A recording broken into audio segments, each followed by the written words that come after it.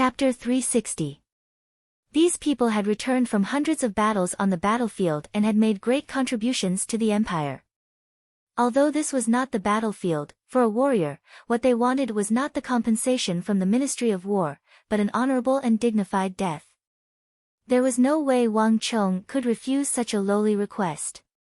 Even if the Ministry of War did not agree, he would think of a way to get the King of Song and Big Uncle to agree. The current him indeed had the ability to do so. Boom!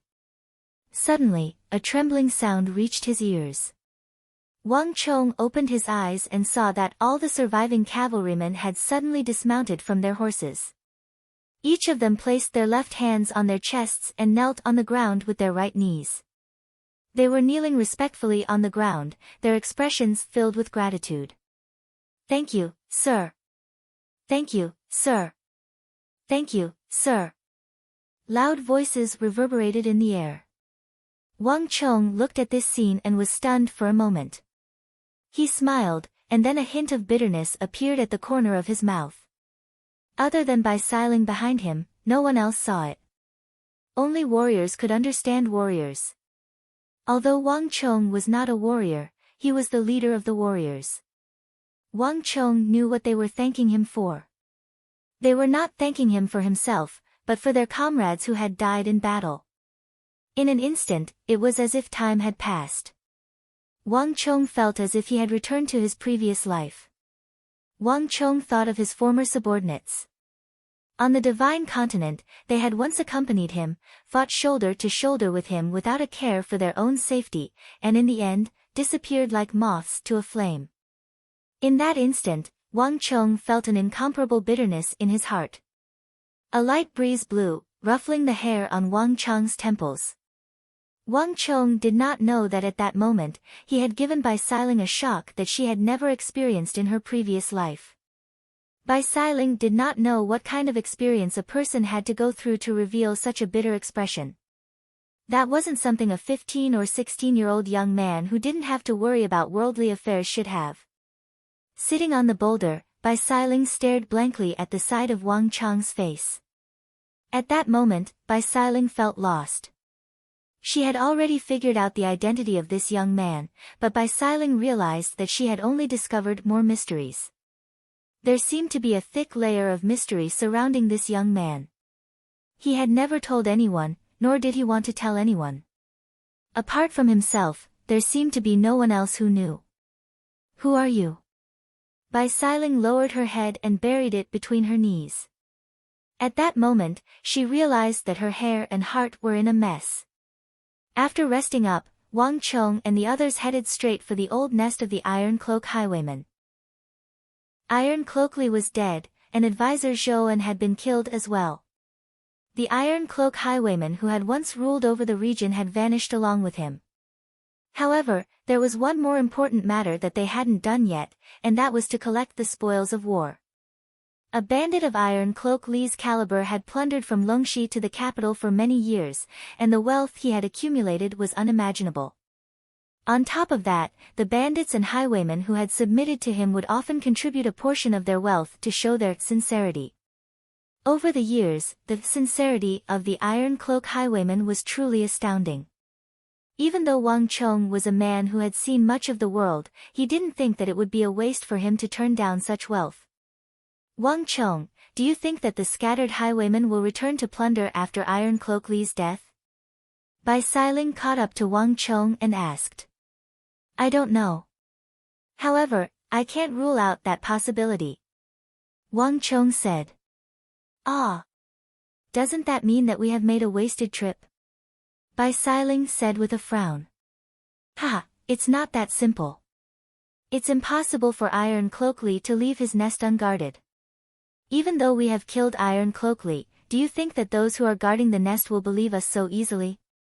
Besides, do you think that the wealth of your Bai clan will be placed in the open so that anyone can take it away as they please? Are you asking for a beating? Can't you speak properly?" Bai Siling rolled her eyes in annoyance. Just a few words from this brat was enough to make one want to pummel him. "Ha, if you don't want to say it, then don't say it." The treasury of a bandit like Iron Cloak Lee isn't that easy to breach. It'll save us a lot of effort if those people go in our stead. Wang Chong said nonchalantly. Bai Xiling stared at Wang Chong as if she was looking at a monster. Only now did she understand why Wang Chong wasn't anxious at all. It turned out that he was intending to make use of the scattered highwaymen to work for him. You really are a monster. Anyone who goes against you will surely fall for your schemes. I really don't understand. You are only in your teens, and you should have never left the capital before. How in the world do you know so much? In fact, I'm glad that I didn't go with Su Gan and Huang Yongtu, or else I would have been done in by you as well. Bai Xiling said. Those words fell into the ears of Su Gan and Huang Yongtu, and both of them looked at each other in embarrassment. Bai Xiling sure knew how to rub it in. But then again, it was no wonder why the other party would say that. Hee, Xiling, don't worry. How can I bear to part with a beauty like you? Wang Chong chuckled. The words beauty from Wang Chong made Bai Xiling blush in embarrassment. Hearing Wang Chong call her a great beauty, Bai Xiling's face reddened in embarrassment, and she cursed at Wang Chong. Brat, you even dare to tease me. Are you itching for a beating? No. Wang Chong squeezed the horse's belly, and Neigh, the white-hoofed shadow, let out a long neigh and rushed forward with Wang Chong in tow. Wang Chong was growing more and more fond of this divine chariot that had been gifted to him by the King of Song. In the battle with Iron Cloak Lee, most of the steeds used to obstruct the bandits were killed. Only the white-hoofed shadow dashed left and right, sensing the danger ahead of time. Using the horses as cover, he found a gap and successfully escaped. This was the second time the white-hoofed shadow had managed to escape from danger, including the Gogurian's assault on the Kunwa training camp. When he was surrounded and faced with danger, the white-hoofed shadow did not need to worry about him at all. This made Wang Chong even more hopeful. Galloping non-stop, Wang Chong and the others finally arrived at the base of the Iron Cloak Highwayman before nightfall. This was a hill that wasn't too high. It was barren and there wasn't a single tree on it. However, there were fences, sentry towers, and barracks. By the time Wang Chong and the others arrived, the barracks was already in a state of chaos, and shouts of battle could be heard. Bandits and highwaymen were slaughtering one another, and loud explosions could be heard from the underground. Looks like we came at the right time. Upon seeing this sight, Wang Chong's eyes lit up, and he took the lead to charge forward. Boom! One with the Wuzi steel sword, Zhang Xian executed the single consecutive slash, and the Wuzi steel sword pierced through the stellar energy of one of the highwaymen and into his heart. The highwayman's body trembled violently, and deep fear could still be seen in his eyes. Then, he fell from the back of his steed and fell to the ground, motionless. Kill! Behind them, Su Gan and Huang Yongtu were alerted by Wang Chong's warning.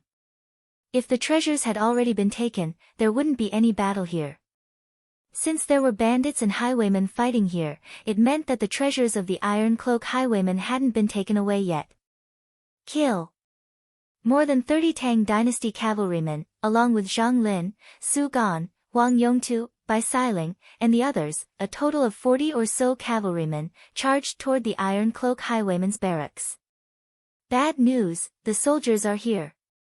Those who recognized Wang Chong and the others were already scared out of their wits. Forgetting about the treasures, they immediately fled for their lives.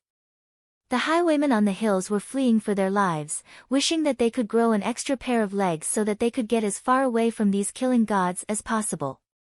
Even the 500 to 600 men led by their former leader were defeated by them. How could this small number of people on the hill be enough for them to kill? The highwaymen on the hill swiftly scattered, leaving behind those who didn't participate in the battle, those who didn't recognize Wang Chong and the others, and those who didn't know who they were swiftly slaughtered as if they were vegetables being chopped up. After clearing up the bandits on the hill, Zhang Xian and the others walked down the passageway. A massive metal gate had collapsed, and a group of highwaymen and bandits were currently plundering the treasures within. Upon seeing Wang Chong and the others, the group was stunned. Clearly, they didn't expect the soldiers to appear here.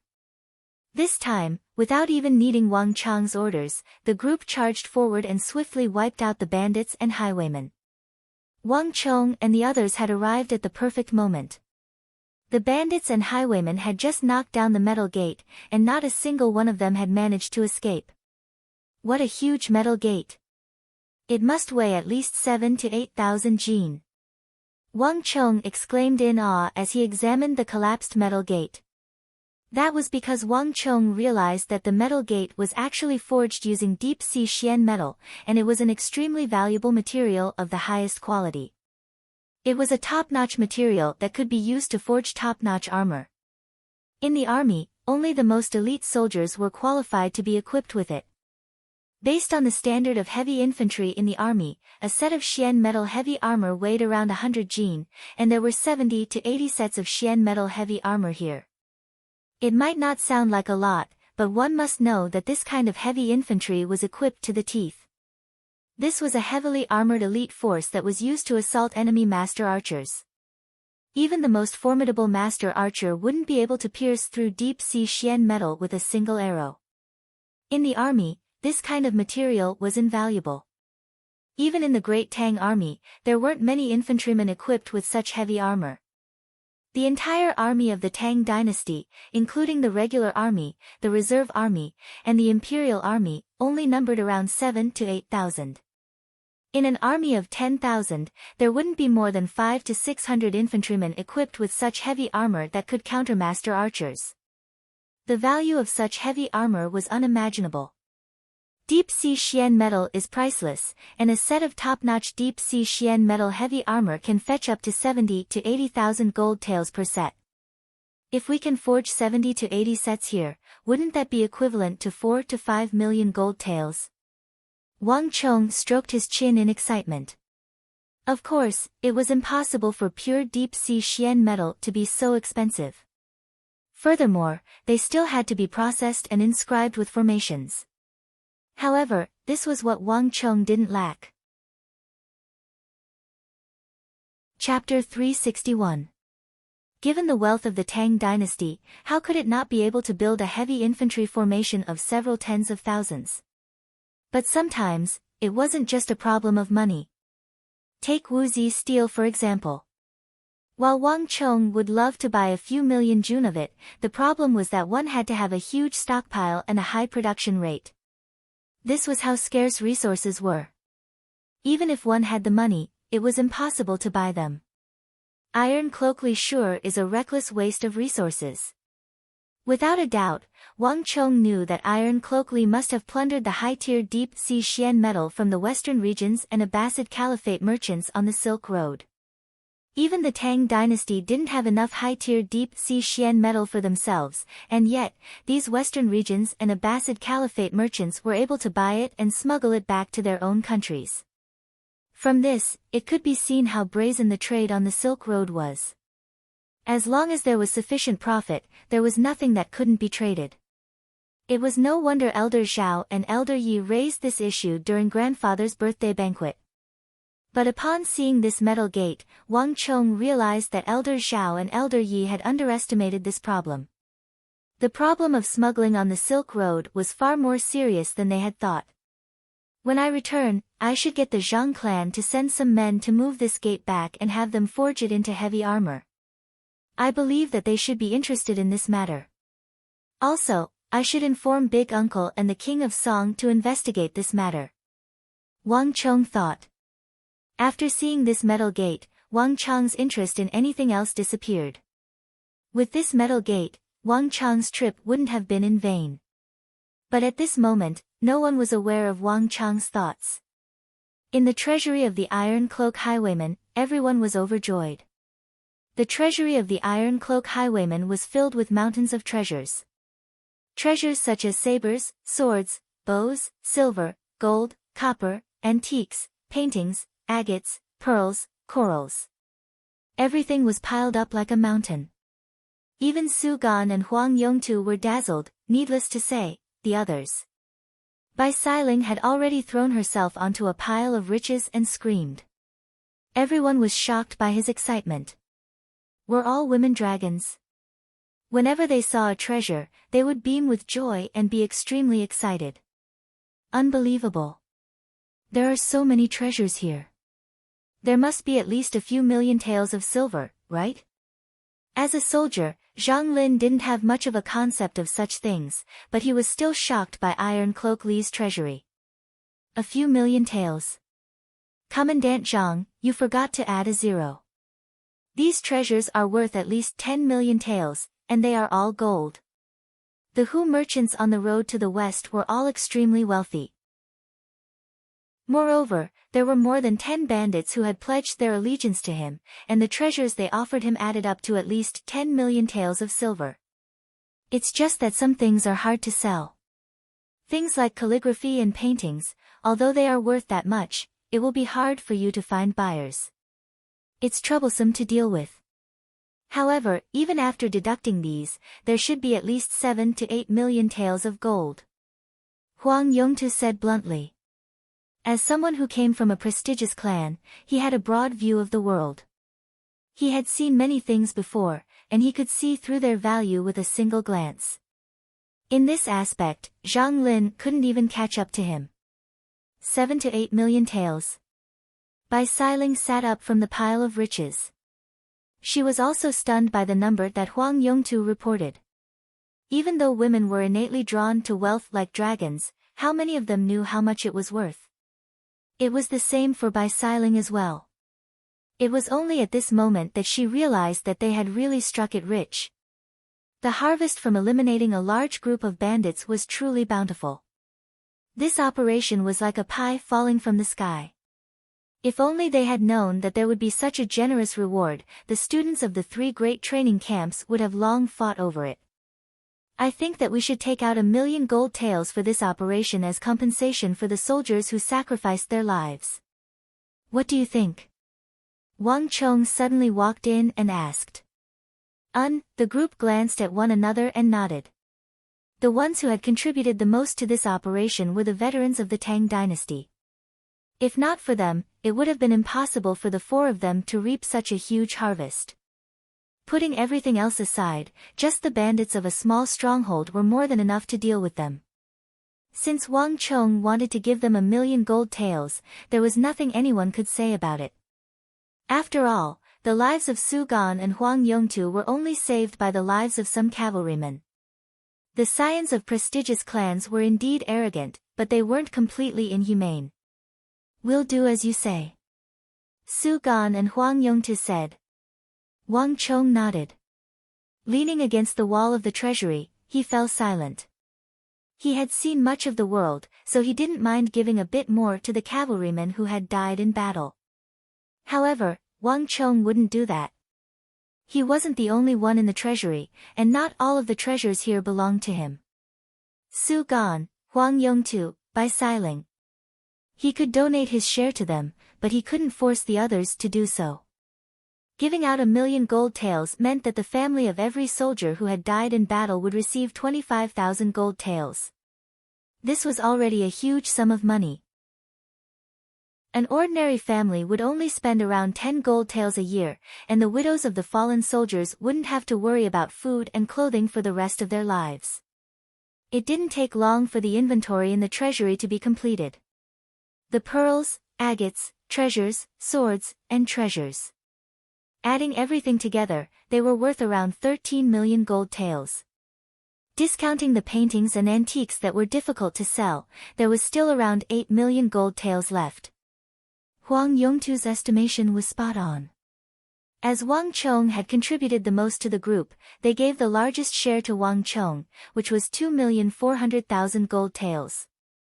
Su Gan, Huang Yongtu, Bai Xiling, and Zhang Lin each received 1,200,000 gold taels. The remaining 1,200,000 gold taels were distributed to the other surviving cavalrymen. As for the remaining 5 million taels of pearls, agate, calligraphy, and antiques, Huang Yongtu took the initiative to take on this responsibility. He decided to use the power of the Huang family to sell these things when he returned. The final sum was split equally between Wang Chong, Su Gan, Huang Yongtu, and Bai Siling. No one expressed any objections to this arrangement. Everyone had benefited greatly from this operation. Naturally, Wang Chong didn't say anything about it either. Wang Chong.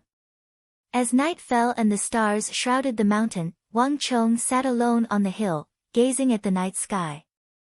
A voice came from behind him. Siling.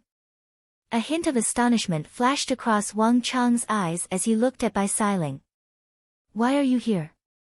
As he spoke, he stood up. Why? Am I not welcome here? Bai Siling glared at him coquettishly. Of course not. With a bitter smile, Wang Chong hurriedly waved his hands. When Bai Siling didn't know his name, she would still hesitate to make a move on him. However, after that life-and-death battle and learning of Wang Chong's background, Bai Siling no longer had any qualms about making a move on him. After all, her fighting prowess was on par with Marchioness Yi. How could Wang Chong possibly be a match for her? That's more like it. Only then did Bai Siling's displeasure turn into delight. As she spoke, she tossed a black object the size of a fingernail over. This is for you. What is it? Wang Chong asked in astonishment. He subconsciously caught the object, and it felt extremely light, as though it was weightless. I took it from Iron Cloak Li. He hid it in the gap of his clothes. I took a look at it, but it doesn't suit me.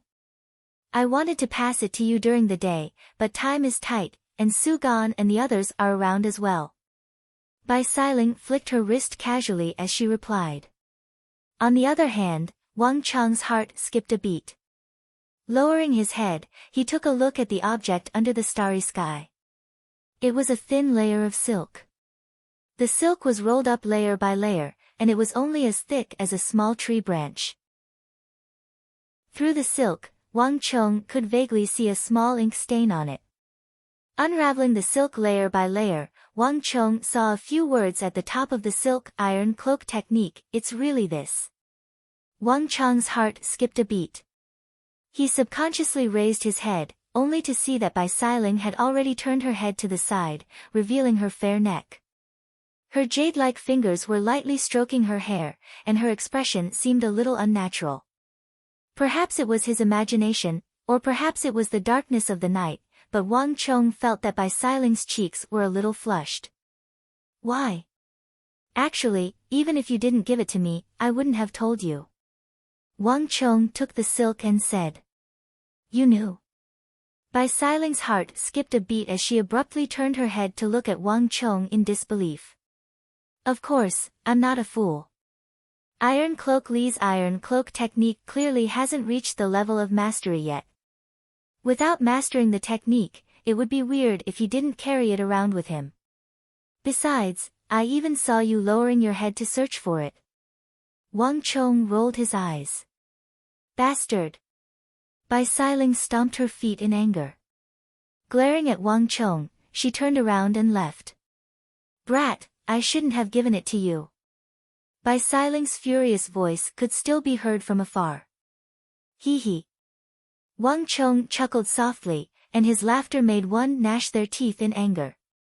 But as Bai Siling disappeared, so did his laughter. Looking in the direction where Bai Siling disappeared, Wang Chong's gaze flickered. Eventually, he sighed deeply and retracted his gaze. He wasn't a fool. Even a blind man could see through Bai Siling's thoughts. Needless to say, him. But at this moment, he didn't dare to accept it recklessly. The night passed until dawn. By the time dawn arrived, the royal court's carrier pigeon finally arrived. In truth, the royal court had already sensed that something was amiss when the pigeons didn't return yesterday. According to the rules, the pigeons with the golden rings on their legs should have flown back after delivering the order. But the pigeons that should have appeared didn't return, and this caught the attention of the royal court. Thus, the pigeons sent this time around were different from the usual ones. These pigeons had silver rings on their legs, and they were able to communicate with one another. While the royal court could send a message over, Wang Chong could send a message back as well. Just this point alone was enough to prove that the royal court had taken notice of this matter. Zhang Lin was extremely swift. Based on the contents of the pigeon, he swiftly wrote a letter back. He wrote down all the details of the situation here in the letter and sent it over. The first and second phase of the operation had been completed, but the royal court had yet to send word of the next phase. As such, Zhang Lin was at a loss as to what to do next. Chapter 362.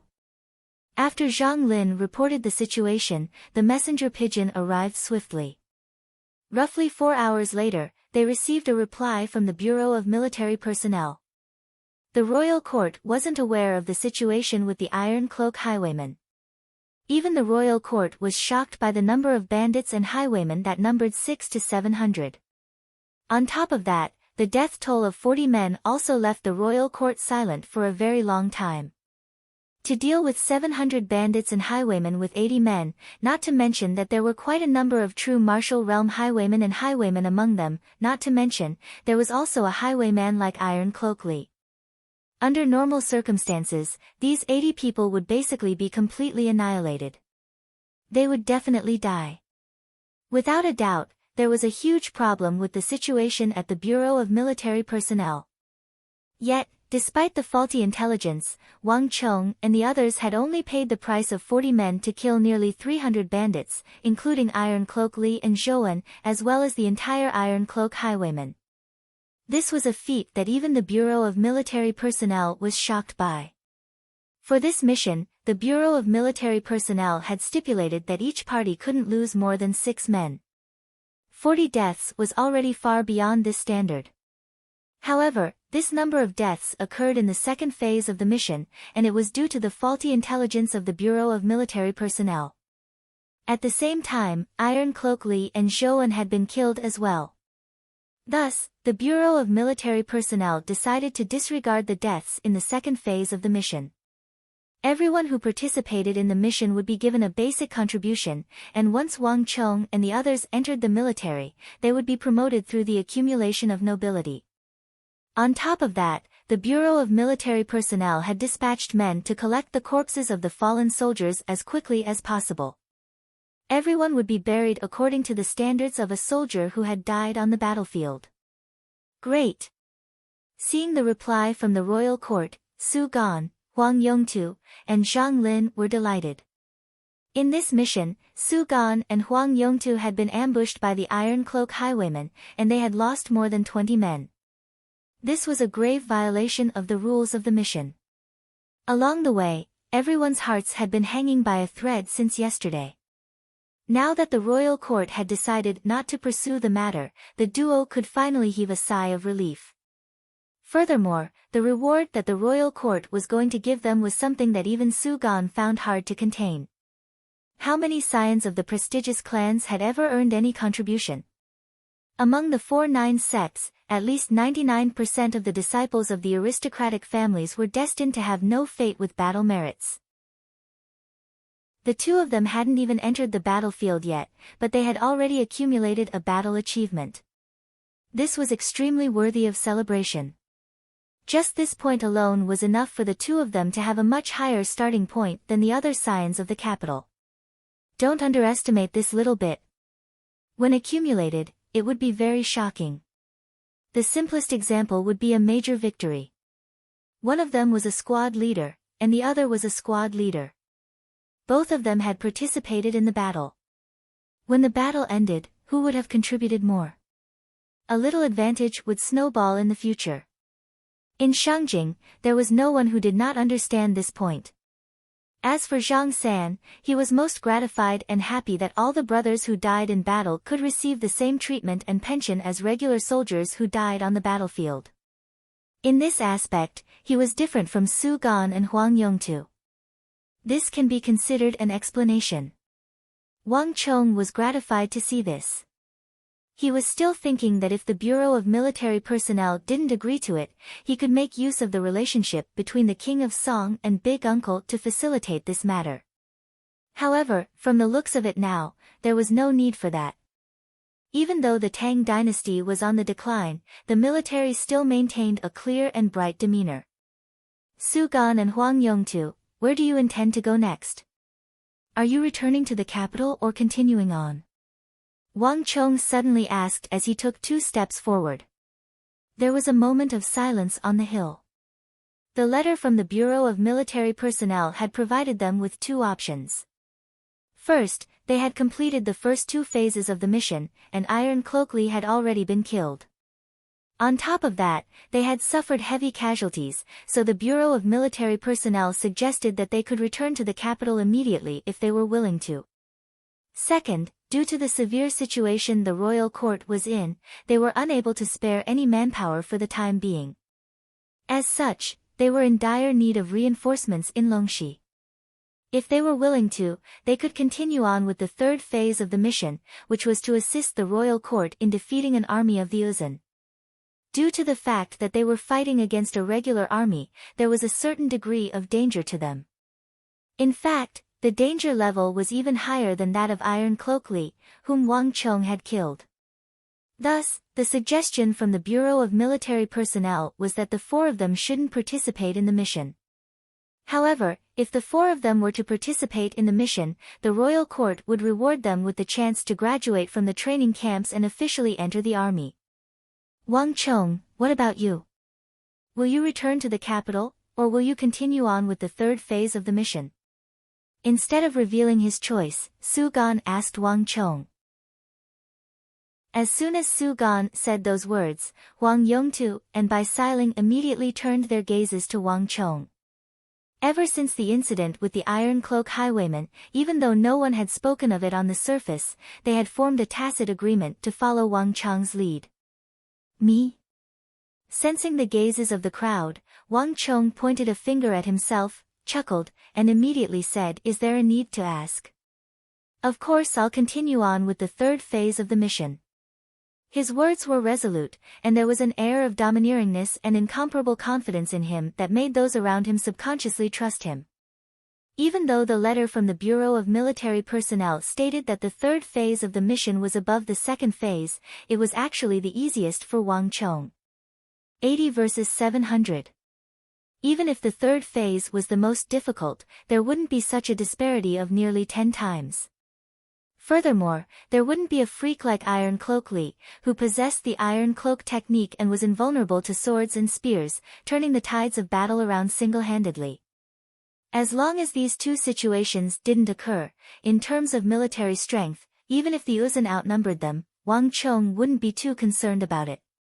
In terms of strategy and tactics, it was simply too easy for Wang Chong.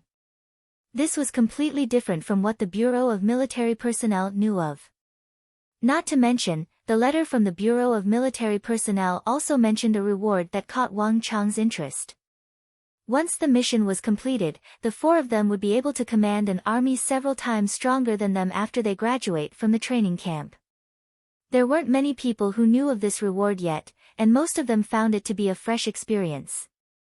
However, Wang Chong couldn't be more familiar with it. This was a special reward for the scions of the prestigious clans.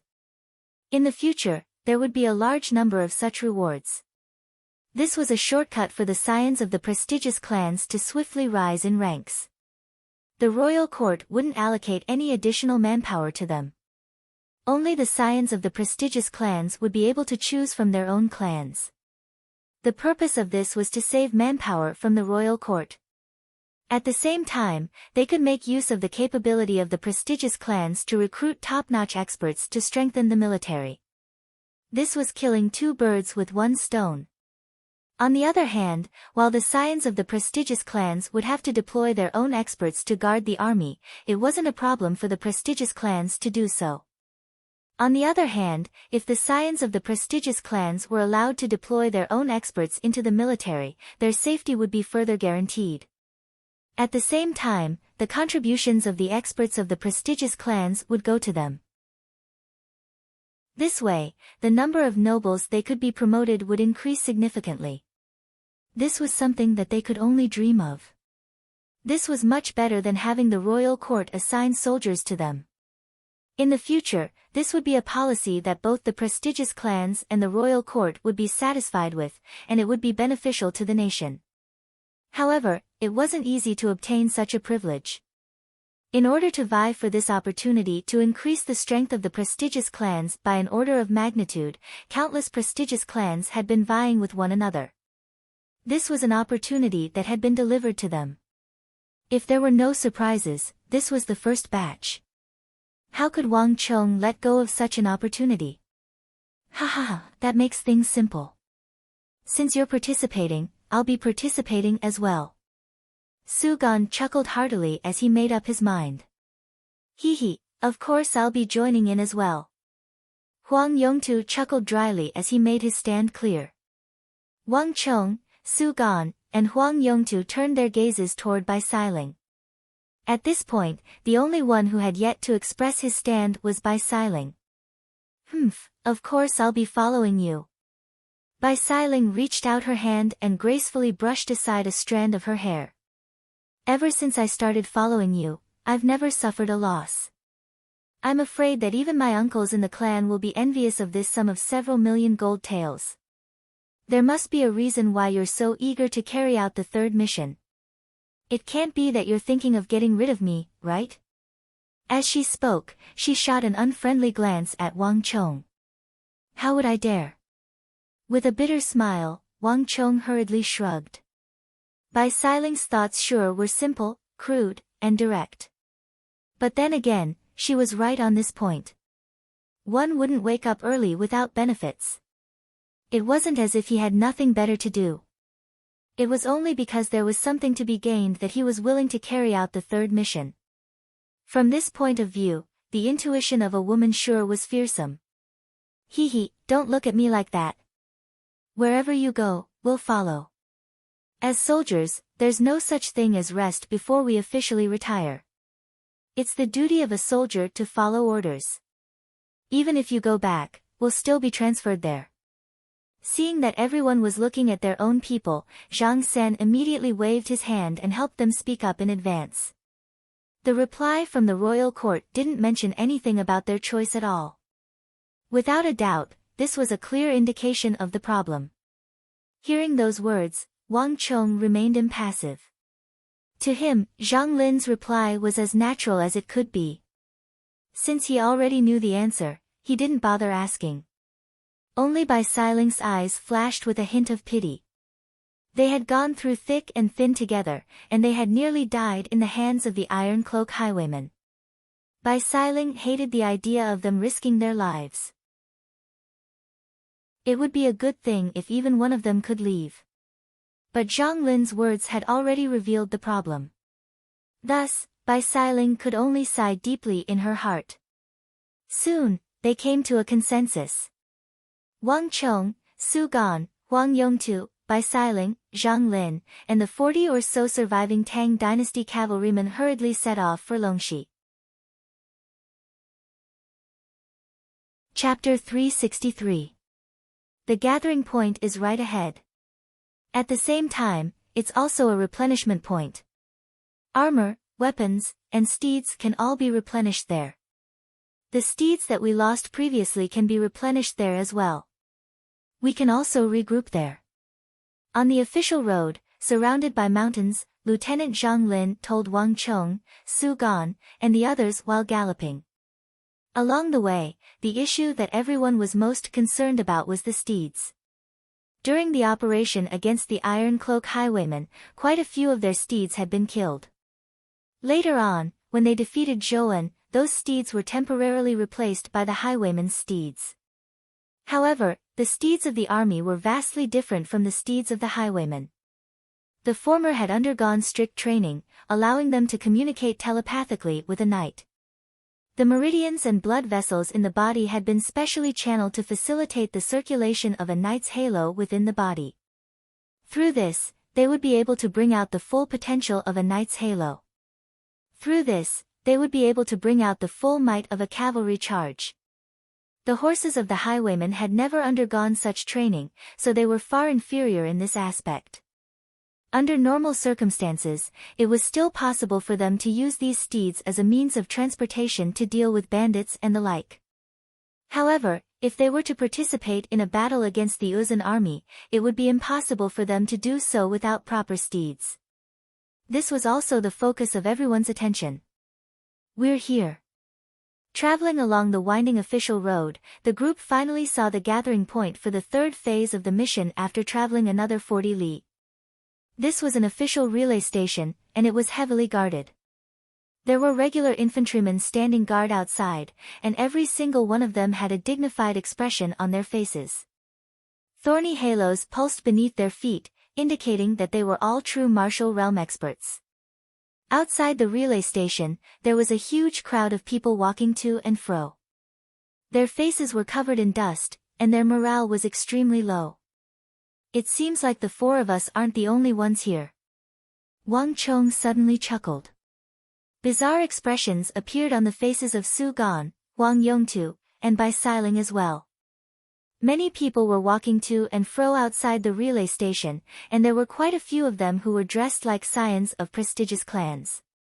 It seemed like the mobilization order from the Bureau of Military Personnel had not only gathered the four of them, but all of the students who were on a mission in the vicinity. Wait for me. Bai Siling suddenly squeezed the horse's abdomen, and before anyone could react, she immediately spurred the horse forward and galloped forward. Wang Chong raised his dashing eyebrows. Just as he was wondering what was going on, he saw Bai Siling stop a red-clothed young woman who had the same cold and elegant temperament as Bai Siling. So it's an old acquaintance. Wang Chong's brows relaxed as he understood the situation. Bai Siling and that woman talked back and forth, but no one knew what they were talking about. After a short while, Bai Siling came over with the woman in red. Yadong, this is Su Gan and Huang Yongtu. The Su clan and Huang clan are influential clans in the capital. Even if you haven't met them before, you should have heard of them. As for this brat, he's that Wang Chong. Bai Siling said with gritted teeth. It was hard to tell what Bai Siling had said to her, but upon hearing the name, Wang Chong, a hint of astonishment flashed across the eyes of the red-clothed young woman. She couldn't help but assess the other party. Also, you have benefited from this. This is Yadong, the Zhao clan's Yadong. Don't tell me that you don't know her. Bai Siling introduced. So it's Yadong Xiaojie. Su Gan and Huang Yongtu were slightly moved as they looked at the lady before them with a look of delight. Only Wang Chong had a confused look on his face. Zhao Yadong. Wang Chong finally knew the name of the red-clothed young woman, but why did Bai Siling look as though they should know her name? Wang Chong had never heard of her before, so he didn't know her at all. You should know of the Zhao clan's Spear of Crimson Flames, right? Huang Yongtu tilted his body slightly to the left as he asked with a hushed voice. Spear of Crimson Flames? Wang Chong was getting more and more perplexed. That was a good name, but he was really a good person. Damn it, don't tell me that you don't know who she is. Huang Yongtu stared at the other party as though he was looking at a monster. Damn it. You make it sound like I have to know of her. Even if you don't know of the Spear of Crimson Flames, you should at least know of the Yao clan's Yao Wenxiong, right? Seeing how Wang Chong was behaving in such a manner, Su Gan, who was standing beside Wang Chong, couldn't stand it anymore. Even though Wang Chong was one of the most influential figures in the capital, his knowledge and experience were truly lacking. Wang Chong also had an awkward look on his face. In his previous life, he had spent most of his time with Wei Hao, Ma Zhou, and the others. Back then, Su Gan and the other scions of prestigious clans were still at a level far beyond Wang Chong's reach. I do. Wang Chong nodded. Even though old Master Yao only had Yao Guangyi as his only son, he passed down Yao Feng as his only son. However, the Yao clan was not a clan with a small population. On the contrary, the population flourished. Old Master Yao's uncles, and nephews were all in the capital city, relying on Old Master Yao, and they were all very prosperous. Yao Wenxiong was a disciple of the Yao clan. His grandfather and old master Yao were blood-related brothers, and his relationship with the Yao family and Yao Feng could be considered to be very close. In the Yao clan, Yao Wenxiong's aptitude was much higher than Yao Feng's. He had long since stepped into the true martial realm and could be considered as a rare genius. Of course, when second brother was clashing with Yao Feng, the berserker syndrome suddenly acted up. If not for Yao Wenxiong appearing in time to protect Yao Feng would have long been beaten to death. Even though Yao Wenxiong was heavily injured in the end, he was still able to withstand his second brother's berserker syndrome, which caused his strength to skyrocket. It was obvious how powerful Yao Wenxiong was. Back then, when Yao Wenxiong was still around, he would have to avoid the Zhao clan's spear of crimson flames. You should know how formidable she is. Seeing Wang Chong nod his head, Su Gan spoke up. Yao Wenxiong had already entered the Pillar of Heaven's mountains to cultivate, and this matter was no secret among the scions of the capital. With the augmentation of the Pillar of Heaven's mountains, Yao Wenxiong's future strength was unimaginable. However, back in the capital, Yao Wenxiong really wasn't a match for the Spear of Crimson Flames. It wasn't just because the lady before him was powerful, but more importantly, the Zhao clan had a technique known as the Spear of Crimson Flames, which was passed down only to the females. There were a few moves that even those several cultivation realms higher would be unable to withstand. If Yao Wenxiong didn't avoid her, he would truly be foolish. Naturally, Wang Chong had no idea what Su Gan was thinking. However, the fact that the lady before him was able to suppress Yao Wenxiong surprised Wang Chong. From the looks of it, it seemed like she was a figure on par with Marchioness Yi and Bai Siling. Are you all done? Zhao Yadong only interjected after the trio had finished speaking. Her body leaned forward slightly, and her crimson lips and snow-white skin were exceptionally eye-catching, reminiscent of a blazing flame. Embarrassed, Su Gan and Huang Yongtu hurriedly turned their heads away. They had forgotten that the lady before them wasn't any weaker than Bai Siling. The trio was whispering to each other right before her, and no matter how soft their voices were, there was no way they could escape her notice. Humph. Seeing the awkward state the trio was in, Bai Siling harumphed coldly. These men are the kind who can't take their eyes off a woman. Fortunately, Wang Chong was a little more thick-skinned, and he quickly regained his composure. What's going on? Wang Chong asked. Hearing that Wang Chong had brought up the matter at hand, Bai Siling's complexion eased up a little. She had called her best friend from Longwei training camp over, not for a bunch of men to judge her and seduce her. Yadong, you came earlier than us. You know the situation here the best, so you should talk to them. Bai Siling turned to the red-robed lady beside her. Zhao Yadong nodded her head and explained the situation to the rest of the group. As it turned out, Wang Chong and the others weren't the only ones participating in the 3 great training camps. Based on everyone's martial arts realm and cultivation, some of them had already participated in the mission the moment the training camps opened. Zhao Yadong and the others had participated in the mission before Wang Chong and the others. Even though the content of the mission was different, the danger was equally high. As the other 2 had lost too many men, they had already returned to the training camps. Zhao Yadong was the only one who didn't lose too many men due to her superior strength. Thus, after receiving the orders from the Bureau of Military Personnel, she rushed over to participate in the mission. It was only after arriving that she realized that there were many others who had received the same mission as her. They were all here to annihilate the Uzun soldiers who had infiltrated the territory of the Tang dynasty. Longxi and the Uzun highlands shared a border. When the 2 sides fought, there would often be some scattered Uzun soldiers who would wander into Longxi. They weren't familiar with the terrain here, so they wandered further and further away. But to wander all the way from the border between the Uzun highlands and Longxi to this place was also unprecedented. This wandering Uzun army doesn't actually have many men, only about 300 or so. However, their combat strength is exceptionally strong. We surrounded and intercepted them, but they still managed to escape all the way here. We originally had more than 800 men, and all of them were regular soldiers. However, We weren't their match at all. One charge from the 300 men resulted in 400 to 500 casualties, and they were immediately routed.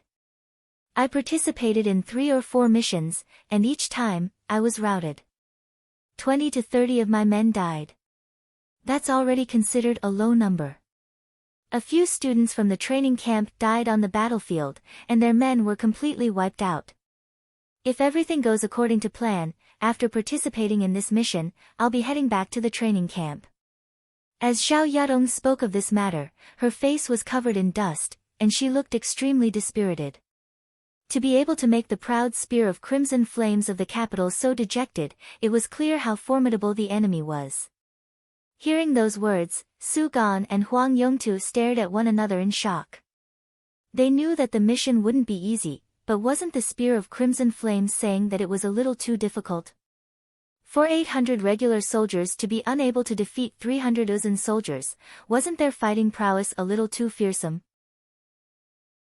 Do you understand why the atmosphere here is so stifling now? In order to deal with the Uzun army, the royal court has paid a heavy price. In just a short period of time, they have already mobilized quite a few soldiers. If everything goes according to plan, this should be the last mission. The royal court is currently in a pinch, and it will take at least 10 days for us to replenish our forces. However, by then, we should have already failed the mission and returned home. Chapter 364. Translator, Zefizi Editor, Doquin by Siling had already received all of the information from Xiao Yadong. Those who remained in the resting point were those who had been defeated on the battlefield. The third phase of the mission wasn't as easy as everyone had thought. The opponent's strength was much stronger than he had imagined. Indeed, all of the Uzun soldiers are dressed in heavy armor, and their defenses are extremely thick. Even the attacks of master archers are useless against them. So, you must be careful. Xiao Yadong suddenly added. She really didn't have much hope for this mission. If not for the fact that she had met Bai Siling, she would have already turned around and returned to the residence. It was only because she was afraid that the others would be put at a disadvantage that she told them to participate in another assault before leaving. Heavy armor. Won't that make the battle even more difficult? Su Gan frowned, feeling deeply troubled by the situation. What is the background of those Uzun soldiers? Isn't their fighting prowess a little too fearsome? Huang Yongtu was also astonished. The regular armies of the Tang dynasty had always held the upper hand in battles. For an army of 800 to be defeated by 300 Uzun soldiers was simply unimaginable. Those are the elites of the Uzun Empire's Wuhai army.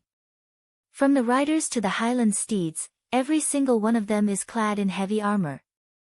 Under normal circumstances, only the Big Dipper army is capable of dealing with them. Ordinary regular armies won't be a match for them.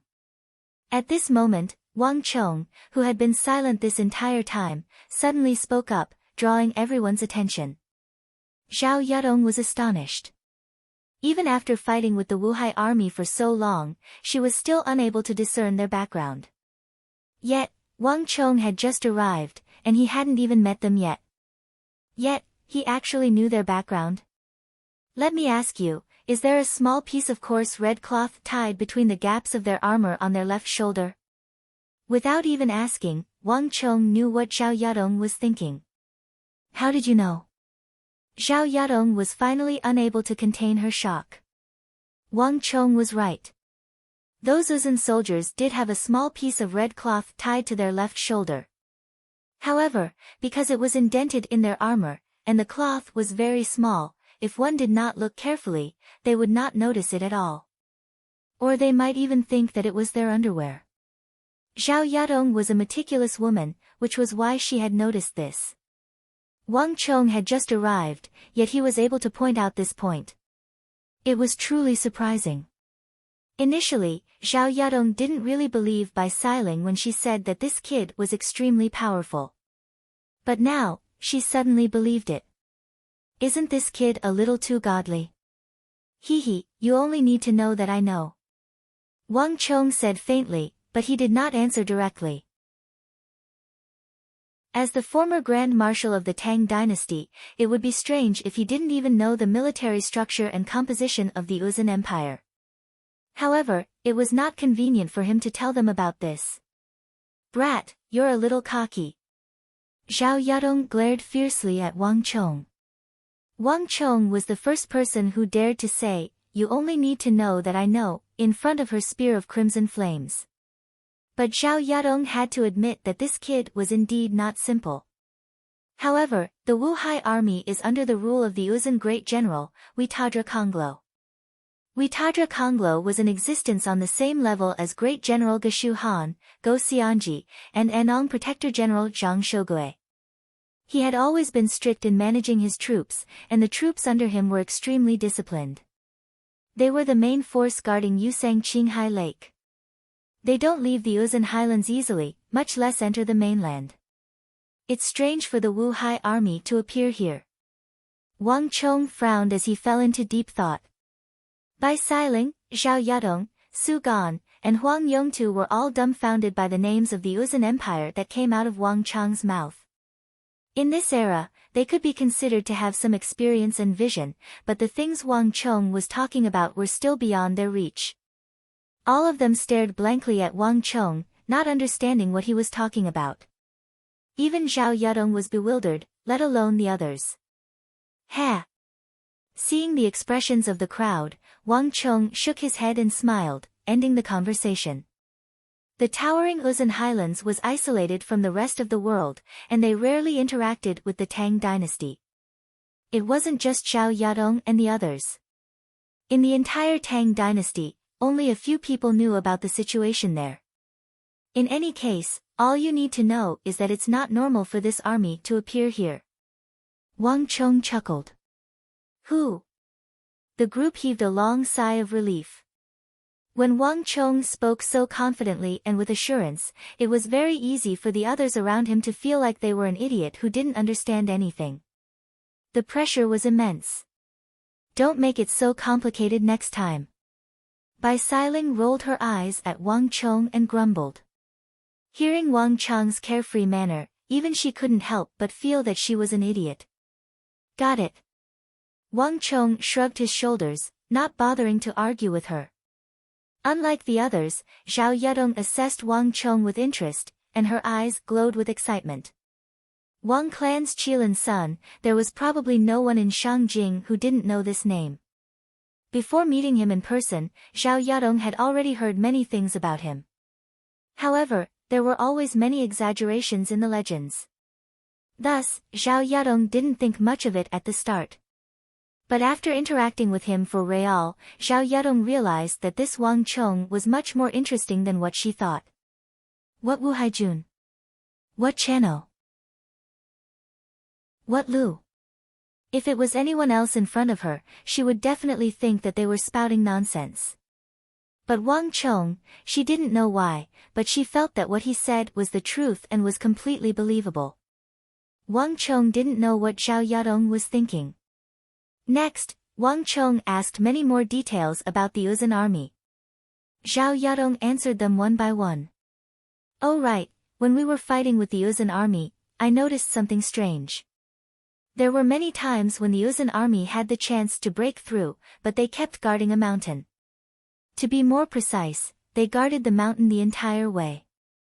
They just stayed on the mountain and didn't run away. If it wasn't for that, we wouldn't have had the opportunity to continuously mobilize our troops and besiege them several times in a row. And there were a few times when I felt that we were going to be defeated.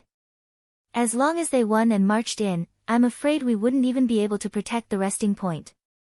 But they didn't attack at all and just let the opportunity slip away. It's too strange. They didn't run away or attack. After fighting with them a few times, I can't figure out their goal anymore. Zhao Yadong suddenly thought of something and frowned. The longer she fought with the Uzun army, the more she felt that they were strange. Although she was just a student participating in the training camp, there was no need for her to think about such a deep strategic issue. But the more she thought about it, the stranger she felt. In short, this wasn't the behavior of a normal Uzun army. Any army had a goal. But this army was completely baffling. Hee, then you're thinking too much. It's not that they don't want to run or attack. And they can't attack. They don't have that ability. You're overestimating them. Hearing Zhao Yadong's words, Wang Chong chuckled nonchalantly. Zhao Yadong and the others might think that the Uzun army was inconceivably strong, as though they were invincible. But to Wang Chong, the Uzun army had no secrets before him. This Uzun army that had fled to the borders of Longxi was just a bunch of bandits struggling on the brink of death. It wasn't that he looked down on the Uzun army, but that was the truth. It was just that Zhao Yadong and the others didn't know of it. Ah! Zhao Yadong stared at Wang Chong in shock. She had only said it casually, but she didn't expect Wang Chong to know the answer. Wang Chong, you know. Bai Siling, Su Gan, and Huang Yongtu were also surprised. Based on Zhao Yadong's description, this was a powerful Uzun army. But that wasn't the case with Wang Chong's expression. You're too rash. Do you know why the 800-strong Tang dynasty army couldn't defeat the 300-strong Uzun army? It's not because they are too strong, and it's not because we are too weak. You shouldn't have chosen to fight them near the slopes. Ah! Uzun is located on a plateau, and there's a difference in terrain between it and the Tang dynasty. The Tibetans had spent many years fighting with the Great Tang on the edge of the plateau. Their cavalry had relied on the terrain there for so long that they had developed an invincible hillside charge tactic. As long as there are hills around them, the Uzun army will be able to bring out 240% of their fighting prowess. Even Geshu's famous Big Dipper army would try their best to avoid fighting the Uzun army on the high slopes. Either they fight below the high slopes, in the Longxi region, or they march straight into the Uzun plateau and fight them on the plains. If you fight the Uzun cavalry at the bottom of the slope, you will be placing your lives in the hands of the Uzun army. This is a suicidal move. Wang Chong said calmly, pointing out the reason why Zhao Yadong and the others had suffered such heavy losses. They were the only ones who could think of fighting the Uzun army on the slopes. Under such terrain, it would be a miracle if they could win. For an army of 800 strong to face the charge of 300 strong Uzun cavalry, it would be a miracle if they didn't suffer 400 to 500 casualties. The Tang dynasty was powerful, and when the previous emperors were still alive, they had many famous generals under them. But no matter how powerful they would have to pay a heavy price to fight the Uzun army on the slopes of the Uzun plateau. Even if they managed to fend off the charge of the Uzun army, they would still have to pay a heavy price. Chapter 365. Zhao Yadong was completely stunned. Even without looking, she knew that her face must be as pale as a sheet. Zhao Yadong was a proud and powerful individual. Otherwise, she wouldn't have earned the reputation of the Spear of Crimson Flames. All along, she had thought that the reason why the Uzun forces were encircled was because their opponents were too strong. Never in her wildest dreams did she think that she would make such a grave mistake. Wang Chong's words were undoubtedly a blow to the proud Zhao Yadong. She opened her mouth, wanting to say something, but not a single word came out. Other than that, the reason why they didn't leave the mountain to attack the resting point isn't because they are benevolent, or because they don't know how to make use of this opportunity to maximize their gains. It's because they can't, and don't dare to, leave. Do you know why they only have 300 men in a group, and not 100, 200, 400, or 500? That's because as long as the Uzun steel cavalry has 300 men, their halos will be linked together to form the elementary halo of fortress. Coupled with their heavy armor, it will be difficult for your attacks to deal any real damage to them. So, after so many battles, you have suffered heavy losses. But that group of 300 Uzun steel cavalry didn't suffer any losses at all. So, in your eyes, this group of Uzun steel cavalry is exceptionally powerful, almost undefeatable. Wang Chong's words left Zhao Yadong and the others in a state of utter disbelief. In that instant, Zhao Yadong's face wasn't just pale, it was deathly pale. She had no idea that she had made such a grave mistake. If not for Wang Chang's words, she might not have known the reason for her failure even when she returned to the training camp. In truth, it wasn't just Xiao Yadong. Even Bai Xiling, Su Gan, and Huang Yongtu were shocked speechless by Wang Chang's words. Wang Chong hadn't seen the powerful Uzun steel cavalry before, but he was able to deduce the strength of the Uzun steel cavalry just from Xiao Yadong's words. This kind of ability was completely unimaginable to the crowd. Even though they had experienced the incident with the Iron Cloak highwayman, they still found it hard to believe that such a thing was possible. It's truly inconceivable. There are rumors in the capital that the regional commander's incident and the Wang clan's every move were all orchestrated by this child. At that time, I thought it was an exaggeration. How could someone who had never left the capital possess such knowledge? The Wang clan's old master must have had the intention of nurturing him. From the looks of it now, I'm afraid that's really the case. I'm no match for him. Looking at Wang Chang's silhouette, Su Gan couldn't help but sigh. Thinking back to when they first arrived, they even mocked him for being a commoner's son, and he felt extremely ashamed. The incident with the Iron Cloak highwayman and the incident with the Uzun steel cavalryman had unknowingly changed Su Gan's mind, and he had made up his mind. But at this moment, no one other than Su Gan was aware of it. On the other side, Huang Yongtu's eyes were also moving as if he was deep in thought. But other than himself, no one else could tell what he was thinking. On the other hand, Bai Xiling looked at Wang Chang's confident demeanor with delight and pride in her eyes. Once the Uzun army leaves the mountain and enters the plains, their strength will be greatly reduced. Secondly, if they were ambushed and their numbers fall below 300, the effects of the halo of fortress will be nullified. Without the protection of the halo, the fighting prowess of the Uzun army will be greatly reduced, and in the inner regions of Longxi, they will be doomed. This is the reason why they dare not make a move recklessly. It's not that they don't know of an opportunity, but that they don't dare to exploit it. Wang Chang's eyes gleamed with wisdom. In just a few words, he had dispelled the mysterious halo of the invincible Uzun army, turning it incomparably ordinary. Sometimes, this was just how things were. No one would point it out, but in the eyes of Xiao Yadong and the others, it was an invincible existence. But in the eyes of Wang Chong, this was just an Uzun army. There was no doubt that they were strong, but they were far from being invincible.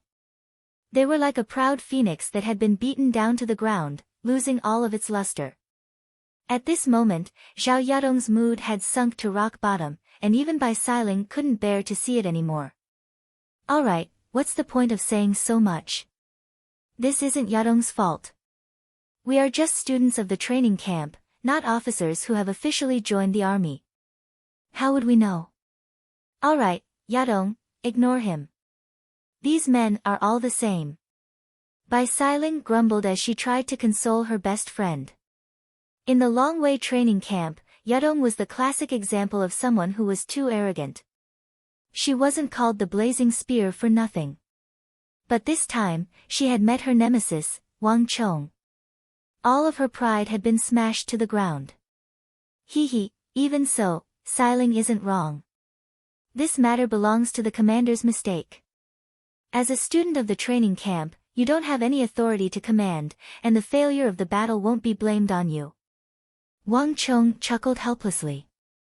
Even though he had been rebuked by Bai Xiling, she wasn't wrong this time around.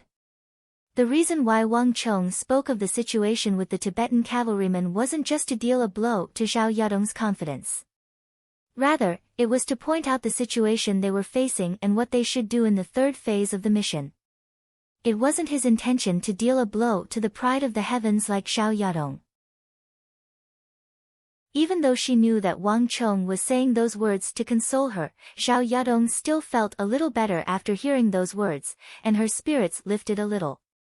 Let's go and hand over the information. Otherwise, when the time comes for the mission, we won't be able to do anything with just the 40 of us. Wang Chong said. This time, no one objected. As they entered the resting point, an official appeared.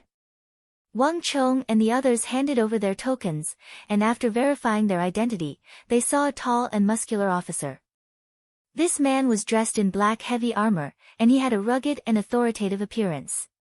On his left arm guard, there was a large silver star with 7 smaller stars revolving around it, clearly indicating his identity.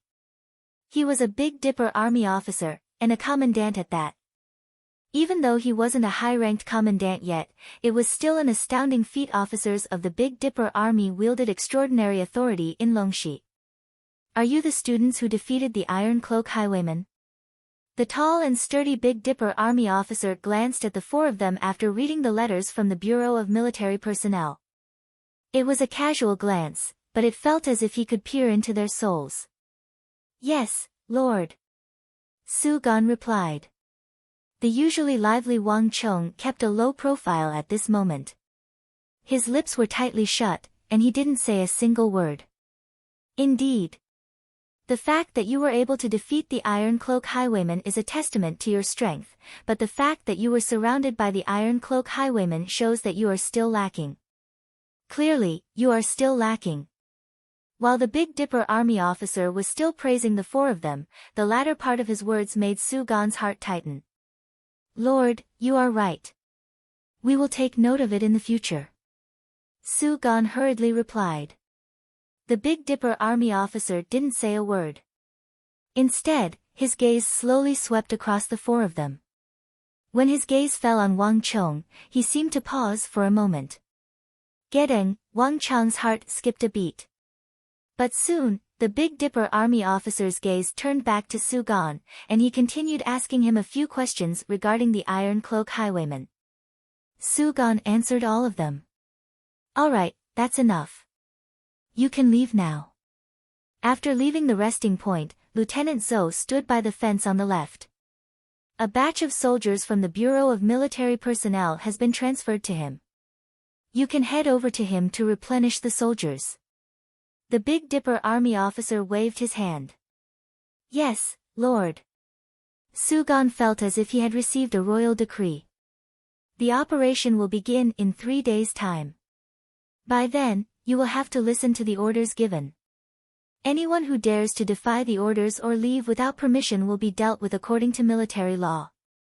Returning the letter from the Bureau of Military Personnel to the 4 of them, the Big Dipper army officer declared sternly.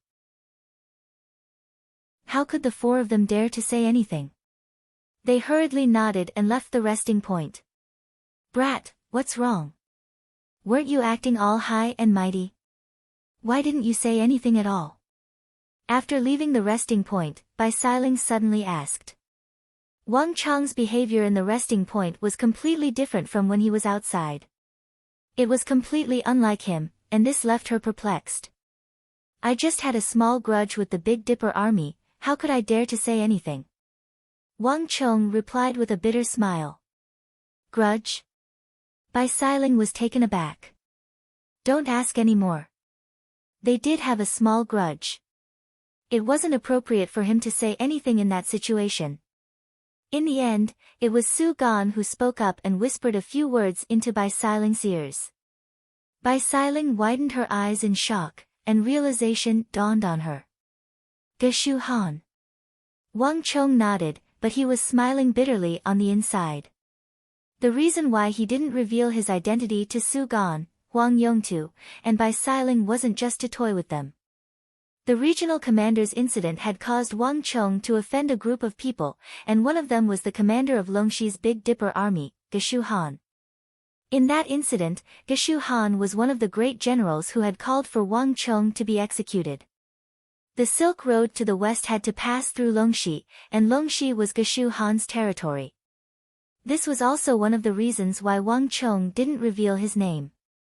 Otherwise, someone of Geshu Han's status would only need to lift a finger to prevent Wang Chong from carrying out his mission. It was one thing if it was an ordinary mission, but this was the halo of Dusk Stallion that Wang Chong was concerned about. Failure was not an option. Before completing the mission, Wang Chong didn't want to cause any trouble. I see. Understanding Wang Chong's intentions, Bai Siling fell silent. One had no choice but to lower one's head. No matter how powerful the Wang clan was, this was Longxi, Geshu Han's territory. The Wang clan's influence didn't extend here. Walking out of the resting point, Wang Chong found the Big Dipper Army Commandant Zhou. This time, Bai Sailing took the initiative to help Wang Chong take on the responsibility and replenish his troops. With the addition of 40 new Tang dynasty cavalrymen from Commandant Zhou, the four of them finally regained their original strength of 80. After which, the resting point fell silent. Chapter 366. Smoke curled into the air. From the peak of this towering mountain, one could see that the sea of fog was flowing down from the foot of the mountain. At this very moment, two armored officers with sabers hanging by their waists were standing at the peak of the mountain, looking down at this sight.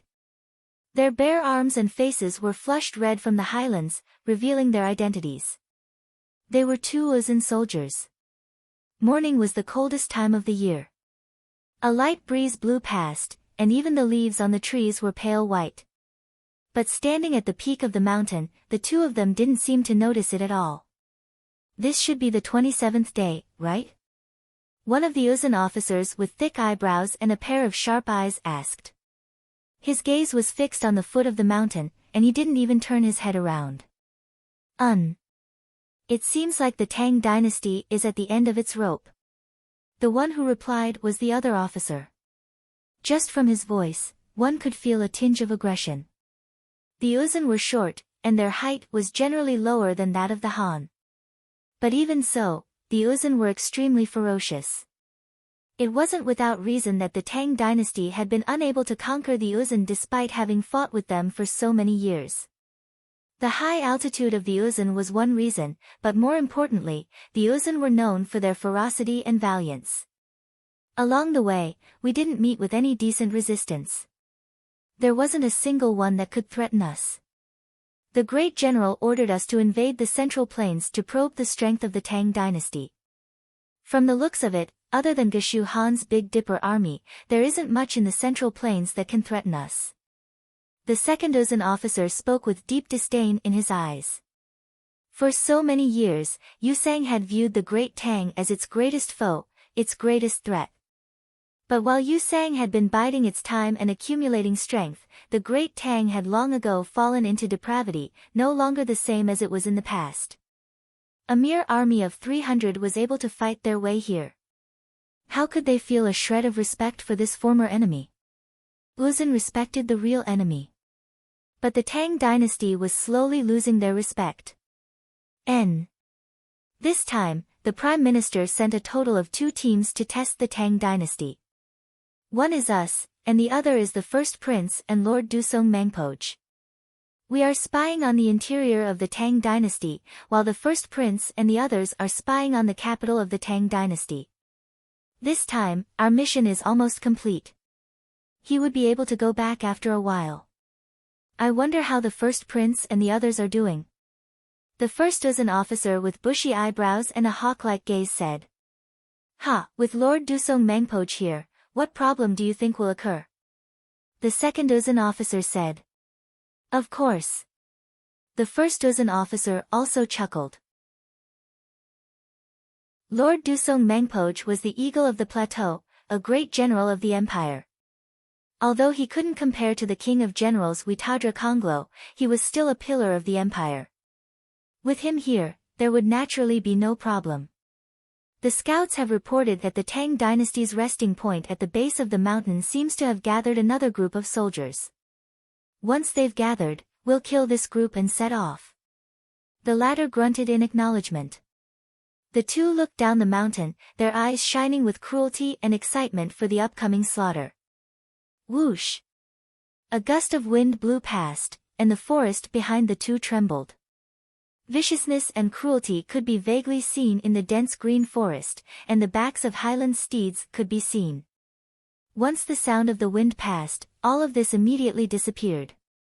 Even the two Uzun officers had vanished. All traces had vanished without a trace. Other than a few people, very few people could have imagined that a Tibetan army had been hidden deep in the mountains of the interior of the Great Tang. How is it? Have you found anything? In the resting point, Wang Chong asked. In this period of time, Wang Chong had been keeping an unusually low profile, and all of the intelligence had been gathered by others. I've found out that there are more than 20 students in this resting point. The Big Dipper Army Commandant has gathered another 400 soldiers.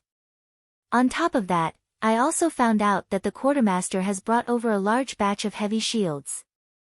They are tower shields around 7 to 8 chi tall. I found an opportunity and accidentally broke one of the chests. On the surface of the tower shields, I found the emblem of the Big Dipper. This should be something used by the Big Dipper Army. The commandant has brought them over from the Big Dipper Army to deal with the Uzun cavalrymen. Zhao Yadong said seriously. She had arrived very early and was familiar with this place. She would not attract any attention, so the task of gathering information fell on her shoulders. 400 tower shields are used to deal with the Uzun cavalrymen. This is a formation that the Big Dipper Army uses to deal with the Uzun cavalrymen. For the Big Dipper Army Commandant to be able to come up with such a plan, he isn't too shabby. At the very least, he is much better than the previous commander who died. However, even though the tower shields are a good way to deal with the Uzun cavalrymen, it's a pity that he isn't Geshu Han. Wang Chong muttered to himself as he shook his head. In Longxi, all of the Big Dipper Army soldiers were deeply influenced by Geshu Han. The Big Dipper rises high in the sky, Geshu carries his saber in the night. This was a popular song in Longxi, such that even Wang Chong had heard of it in the capital. And the people who were singing this song weren't from the Big Dipper Army but the citizens of Longxi. From this, it could be seen how popular Geshu Han was among the citizens of Longxi. This was also the reason why Wang Chong chose to keep a low profile. Without a doubt, the Big Dipper Army Commandant in the resting point was deeply influenced by Geshu Han. Using the tower shields to stop the cavalrymen at the bottom of the slope, this was the method that Geshu Han used to deal with the Uzun cavalrymen charging down the slope. It was at the edge of the Uzun highlands, where the terrain dropped steeply. If he encountered the Uzun cavalrymen, he would only resort to this method if he had no other choice. However, under normal circumstances, Geshu Han would try his best to avoid clashing with the Uzun cavalrymen in these areas. This Big Dipper Army Commandant was clearly deeply influenced by Geshu Han, but he only managed to scratch the surface of the latter's influence. Wang Chong couldn't help but sigh deeply. What should we do? Zhao Yadong had been staring intently at Wang Chong the entire time, and upon noticing that something was amiss with the latter's expression, her heart tightened, and her complexion immediately warped in horror. As the spear of crimson flames, she was a proud and confident heroine in the capital. Even the scions of the prestigious clans weren't a match for her. However, this time, Wang Chong had truly dealt her a heavy blow, and she had lost all of her pride. At the very least, that was how she acted before Wang Chong.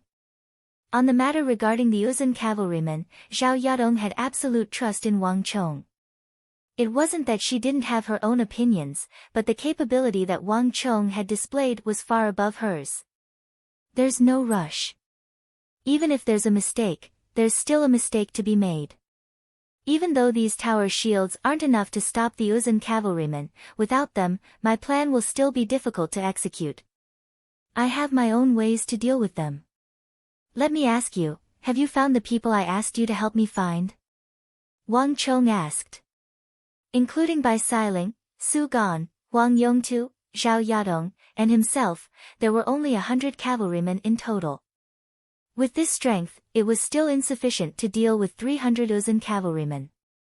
Wang Chong still needed more manpower to carry out his plan. The more manpower he had, the fewer casualties he would have at the end of the battle. The Uzun cavalrymen weren't like the Iron Cloak highwaymen. These foreign troops were much stronger than the Iron Cloak highwaymen. The might of a cavalry charge was far greater than that of the Iron Cloak highwaymen. In the second phase of the mission, Wang Chong was forced to charge at the Iron Cloak highwaymen with only 40 men, but that was a helpless decision. The resting point clearly had an army several times that of the enemies. It would be foolish of Wang Chong to not make use of such an obvious advantage and even try to outnumber them. At the very least, this wasn't his style. I do know quite a few people at this gathering point, so I can gather more troops from them. However, the commander this time is different from before. He's from the Big Dipper army.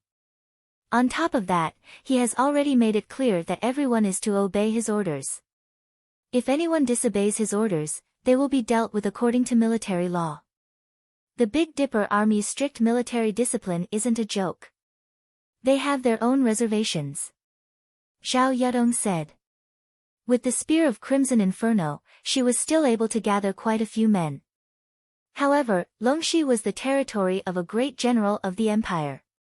Violating military law here would result in severe consequences. There's no need for you to worry about that. If the commandant were to pursue the matter, I'll bear the consequences myself. Wang Chong chuckled nonchalantly. But, Zhao Yudong frowned, seemingly wanting to say something. But in the next instant, her eyes narrowed, and she found herself unable to speak any further. That was because Wang Chong had taken out a golden, heavy token from his waist.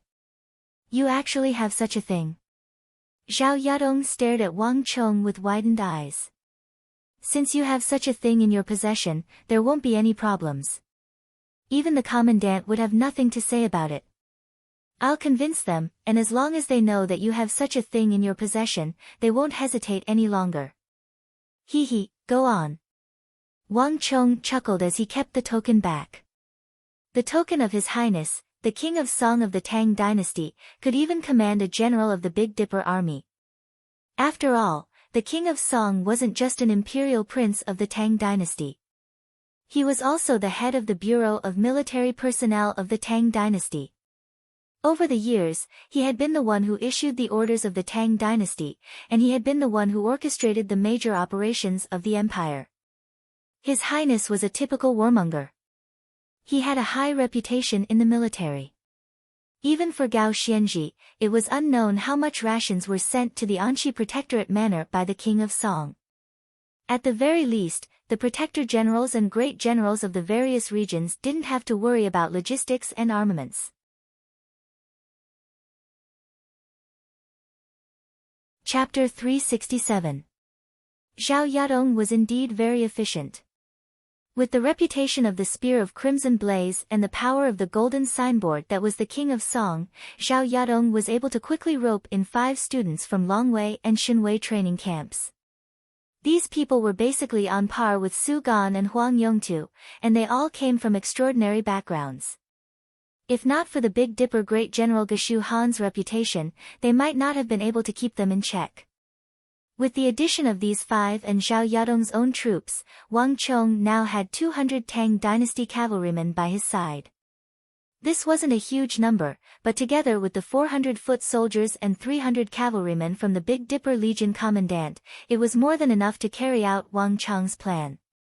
In truth, with just these 200 Tang Dynasty cavalrymen, Wang Chong was confident that he would be able to scatter the Uzun army at the top of the mountain. A mountain range rose steeply from the ground, and the mountain was shrouded in mist. At the foot of the mountain, 10 soldiers and horses were gathered together, and on the backs of the horses, there were 10 extremely handsome young men and women looking up and sizing up the mountain range. The mountain was extremely beautiful. Verdant and lush, it was like a painting. But when they thought about the 300 ferocious Uzun cavalrymen hiding at the top of the mountain, none of them were in the mood to appreciate the scenery. The terrain is steep, making it easy to defend and difficult to attack.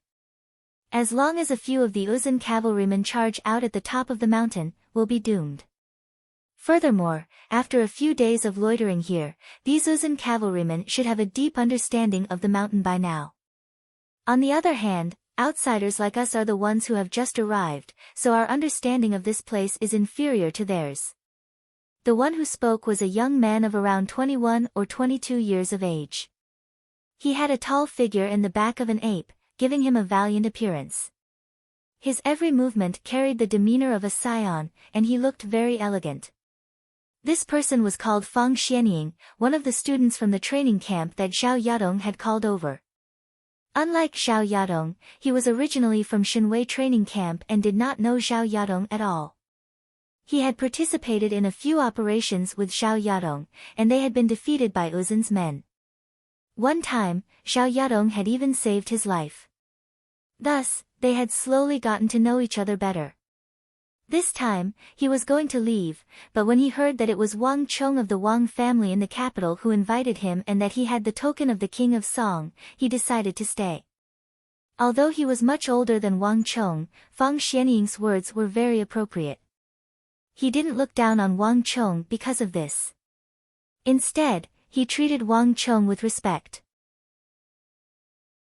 The Fang family in the capital was also an aristocratic family, but it was still a far cry from the Wang family in the capital.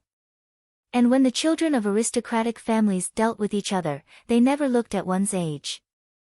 Right now, in Shangjing, the name of Wang Chong was like the sun in the sky. Everyone knew that even though he was the youngest, he was deeply favored by Duke Jiao and the emperor. In the future, he would inherit the Wang family's influence and legacy. In front of the future successor of the Wang clan, no matter how old he was, it was meaningless. There's nothing we can do about it. The Uzun are holed up there, and we can't do anything about it. If we send too few men to scout the area, they'll be killed easily. If there were just a little more people, the Tibetans would charge down from above and immediately scatter, losing their lives for nothing. Another student from the training camp agreed with a helpless look on his face. The Uzun on this mountain was like a tough bone that couldn't be gnawed or driven away. Yet, they couldn't ignore it. Since the Big Dipper army was unable to spare any manpower, the heavy burden fell on them. Since the start of the mission, several trainees from the training camp who had participated in the mission had died.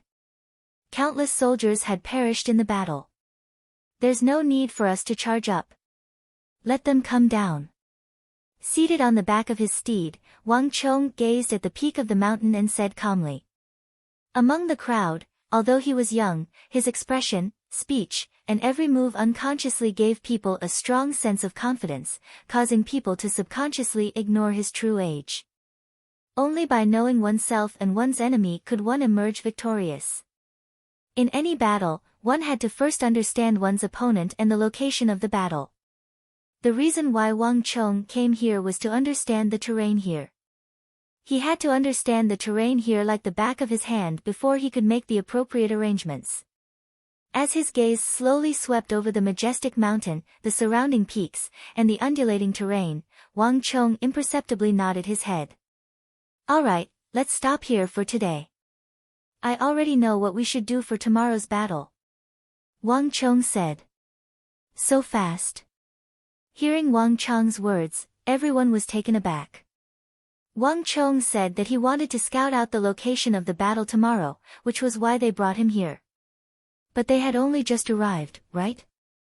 Fang Xianying and the rest, who had just interacted with Wang Chong, were not used to it. Alright, since Wang Chong said it's okay, then it's okay.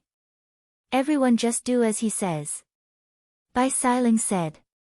She had been with Wang Chong for the longest time, and they had experienced many things together. Thus, she understood Wang Chong very well. She knew that if he said it was okay, then it was okay. He would never lie about this. Since Xiling has said it, then there's naturally no problem. Zhao Yadong also chimed in. The capital's Bai clan was well known in the capital, and the Spear of Crimson Flames was even more famous. With these two people speaking up for Wang Chong, everyone finally believed that Wang Chong had actually completed the reconnaissance in such a short time and was already prepared for the battle tomorrow. Gongzi is indeed extraordinary. No wonder you are favored by the Holy Emperor. For the battle tomorrow, we will listen to Gongzi. Fang Xianying said. The battle is tomorrow, but there's one more thing I need to trouble everyone with. If we don't resolve this matter, we won't be able to carry out our plan tomorrow. Wang Chong said. These words greatly surprised everyone. Gongzi, please speak.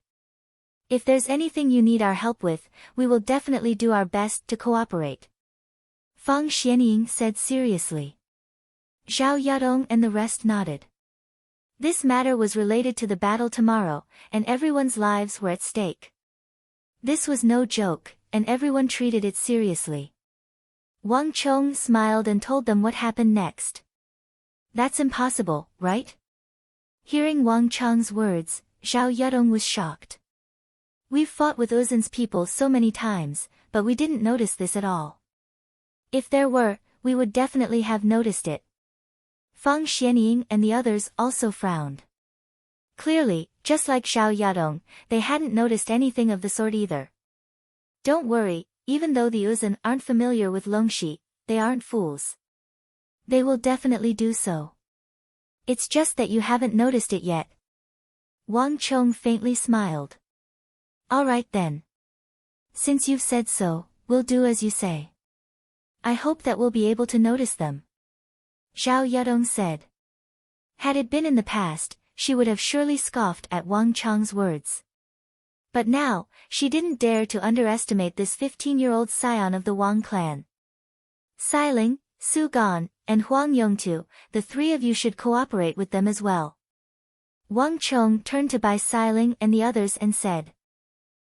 The three of them nodded their heads. As they had just arrived, they didn't have the slightest understanding of the terrain around the gathering point.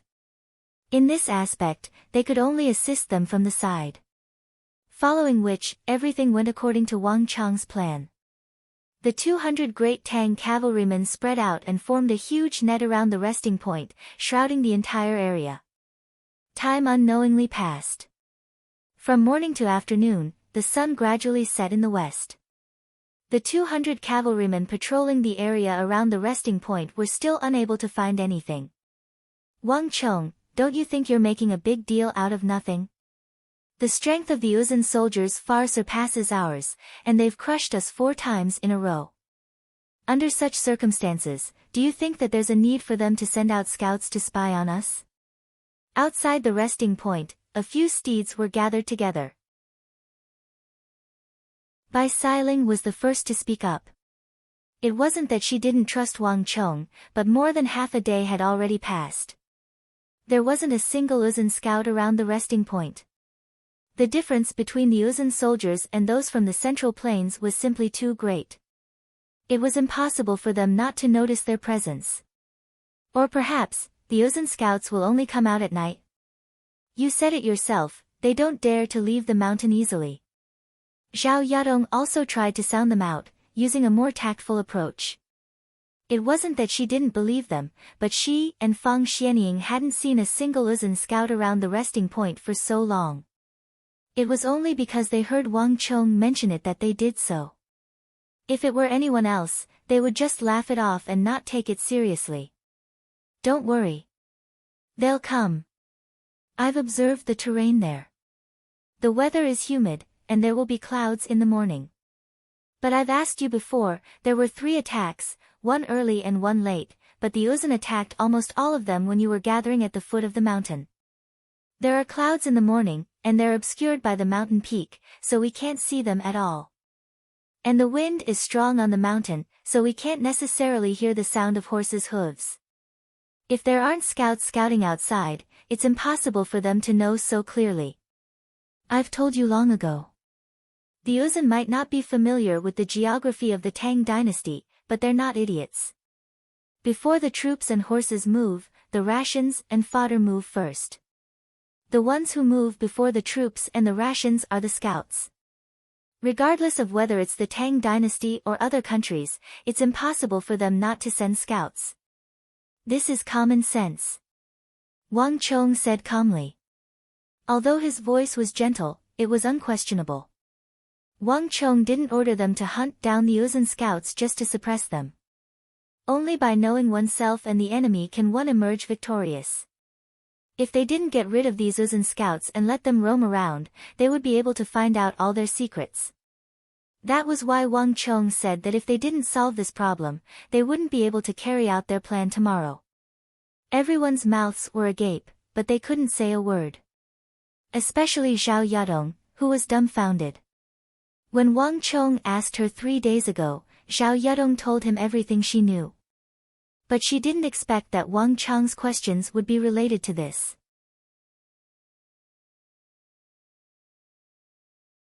Chapter 368. At this moment, Bai Xiling really felt some pity for Zhao Yadong. She knew how Zhao Yadong felt at this moment, because she had experienced the feeling of being an idiot before. One must know that when she and Wang Chong were dealing with the Iron Cloak highwayman, Wang Chong was even able to scheme against the fleeing highwayman. Back then, she thought that he had forgotten about it. Who could have thought that he would actually make use of those highwaymen to open the door to Iron Cloak Li's treasury? Even though this matter had happened a long time ago, it still left a deep impression on her. However, what was slightly better than Zhao Yadong was that she had been through life and death with Wang Chong, and they had gone through many life and death situations together. As such, she was already used to his actions. However, this was clearly the first time that Zhao Yadong was experiencing it. Alright, Yadong, don't think too much into it. Just think about it. Longshi's Geshu Han, Anshi's Go Xianji, and Qishi's Fumeng Lingcha all flew into a rage because of him. They gathered their people to kill him, and it's only natural that half of the imperial court is turned upside down by him. Bai Xiling patted Zhao Yadong's shoulders as she said. The Zhao clan's spear of crimson flames was a well-known figure in the capital. Countless youths of the prestigious clans had knelt before her, but they had all been looked down upon by her. But before Wang Chong, she had suffered 2 consecutive defeats. At this point, Bai Xiling was starting to doubt whether she had made the right decision in introducing Zhao Yadong to the third gathering point. Alright, since Wang Gongzi has said so, let's just do as he says. Perhaps it was Bai Xiling's words that had worked, or perhaps it was because she had recalled Wang Chang's shocking past. Zhao Yadong felt a little better. After saying those words, the crowd dispersed and went back to work. However, just as Wang Chong and the crowd dispersed, no one noticed that a pair of wild, invasive, and murderous eyes were observing everything around them and slowly approaching the important resting point. The area around the resting point was heavily guarded by a forest of spears and axes. The surroundings were densely packed with soldiers from the training camp who had been summoned from all over the place. However, no one noticed this figure. His movements were slow, and one could even say that he was unhurried. Because this was not the first time he had come to this place. The layout of the entire resting point, the distribution of each sentinel, when they would change shifts, where the command camp was located, how many experts there were, where the armory was. He knew everything like the back of his hand. He was even more familiar with this place than many of the trainees who had been here for a long time. There was even a time when he followed the cavalrymen here for a meal. But no one noticed him. A bunch of dead people. By tomorrow, all of you will be dead people. No one can stop the cavalry of the Uzan Empire. How dare you think of fighting us at the foot of the mountain? What a bunch of idiots. The figure walked calmly. This was not the first time he had been here. He had been here a few days ago. There was nothing worth paying attention to. They were just a bunch of people who came to die. He had even found out when they would move and how many people they would bring. But these people knew nothing. They still thought that they were staying at the top of the mountain, quietly waiting for them to attack. Just wait. You are just the beginning. The current Tang dynasty is no longer the Tang dynasty of the past. When the Prime Minister completes the last batch of enlistments, it will be time for us to cross Longxi and conquer the Divine Continent. Funny that you still don't know. The figure sneered in his heart. The previous Tang dynasty was extremely powerful. An army of 10,000 could conquer an army of 100,000, 100,000, or even 100,000. But the current Tang dynasty was no longer as warlike and valiant as before. Peace was the thing that could wear down a person's willpower the most. The strong winds of the highlands tempered the most powerful warriors. Soon, the banner of the great Highland Eagle would flutter across the entire Divine Continent. The people of the gods would rule the entire Central Plains. With this thought in mind, the figure slowly approached the resting point. He carefully listened to every word of conversation, every word of complaint, and even the yawns of the sentries. Here, he could come and go as he pleased, as if he had entered an uninhabited land. Just as he was thinking and feeling proud of himself, the figure suddenly felt alarmed. He felt as if he was being watched by a sharp gaze.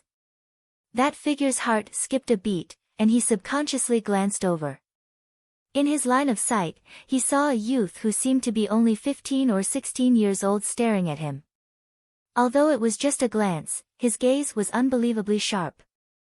Just as the figure was feeling uneasy, wondering if he had exposed himself and aroused the youth's suspicions, the youth's gaze quickly shifted elsewhere. It was as if he had just glanced at him unintentionally. In fact, that was indeed the case. The figure realized that the youth had already walked past a young beauty dressed in red. "Zhao Yadong, wait up." He heard the youth call out the lady's name. "What's wrong?" Zhao Yadong, who had already walked far away, turned around with a look of surprise. She didn't understand why Wang Chong suddenly called out to her. "I just remembered that I forgot to tell you something." Wang Chong rode on his warhorse and galloped over. "What's wrong?" Zhao Yadong turned around with a curious look on her face. "I forgot to tell you.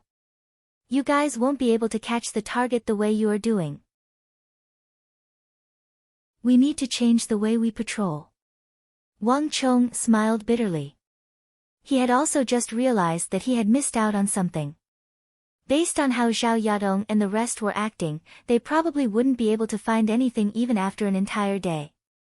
Outside the resting point, many cavalrymen were shuttling back and forth. Wang Chong became one with his horse and crossed a fence outside the resting point, heading in Zhao Yadong's direction. Wang! Just as he passed by a cavalryman whose armor was stained with blood and seemed to be severely injured, Wang Chong's eyes narrowed as a sharp killing intent burst forth from his eyes. "You've got guts. How dare you come here?" This roar was like rumbling thunder, reverberating through the entire resting point. The cavalryman whose armor was stained with blood and seemed to be severely injured shuddered as his expression changed. Boom! Right at this moment, the air trembled as Wang Chong became one with his sword and launched an attack. 8 steps of the furious flood dragon. Wang Chong's long hair fluttered in the wind as he executed a killing move right from the start. The might of the 8 steps of the furious flood dragon was unleashed to the extreme. Dragon roars reverberated in the air as 8 flood dragons appeared from 8 different directions, surrounding the suspicious-looking cavalryman. Moo! There was a deafening roar in the air. Out of nowhere, a large and sturdy white cow appeared around the cavalryman. A milky white ring of light vibrated out from beneath the cavalryman's feet, whistling out in tandem with his surging gang energy. Boom! Wang Chong's woozy steel sword pierced through the cavalryman's stellar energy, piercing through his chest from the front and out from the back. At the same time, that person took a blow from Wang Chong's sword to force Wang Chong back. Neigh! The warhorse neighed. Almost at the same time that Wang Chong was pushed back, the cavalryman became one with his horse and leaped forward like a bolt of lightning. The milky white halo on his body extended to the warhorse's feet as he fled like a bolt of lightning. Stop him! Before Wang Chong landed on the ground, he slapped the ground with his palm and immediately used the momentum to bounce back, leaping back onto the white-hoofed shadow's back. This person was far more powerful than he had imagined, and his reaction and decisiveness were even more so. Wang Chong's attack had originally been aimed at his heart. But that cavalryman had actually managed to forcefully avoid his vitals in such a short period of time. He had used his right chest to clamp down on Wang Chong's long sword and then sent him flying with a palm strike, buying himself time to escape. From the moment Wang Chong made his move to the moment he sent Wang Chong flying, only a split second had passed, yet he had managed to rapidly increase the speed of his warhorse. His horsemanship was simply astonishing. Boom! The area outside the resting point was in chaos. The crowd had yet to understand why the students of the training camp would attack their own cavalrymen, but they soon realized that the cavalryman who had been attacked was actually fleeing in panic. Some people chose to intercept him, while others stood in place in a daze, completely unaware of what was going on. The gathering point for the third phase had been peaceful for a long time. This sort of situation had never happened before. Gallop. The warhorse galloped, kicking up a cloud of dust. While many people were still in a daze, the cavalryman who had been attacked had already reached the outskirts of the resting point. Many of those who had tried to attack him had been completely bypassed by him with astonishing speed. His vision was bright, and he was getting closer and closer to the encirclement of the resting point. The corner of that person's mouth had already revealed a hint of a smile. Although he had no idea why he had been discovered, he had still managed to escape in the end. Although the Tang dynasty had the advantage in numbers, they still couldn't do anything to him. Humph. Just as the corner of that person's mouth revealed a hint of a victorious smile, he suddenly heard a low, cold snort from a woman. It was arrogant, disdainful, and elegant, like a phoenix in the clouds overlooking an ant in a swamp. Do you think you can escape? Do you think you can leave without my permission? That cold voice rang in that person's ears. The voice was neither loud nor soft, but it was clear and distinct. That person's entire body trembled, and he subconsciously felt a strong sense of danger. He wanted to reach out and pull the reins to go around, but he didn't know when, but he couldn't feel his fingers anymore. He wanted to squeeze the horse's abdomen, but he found that his lower body was ice cold. In a daze, he felt as if something had flown up. Only then did he realize that it was actually his own head. Neigh! The warhorse neighed and galloped past him. Looking at the headless corpse on the horse's back, that person suddenly realized that he was already dead. So fast, as this thought flashed through his mind, his head spun and flew higher and higher.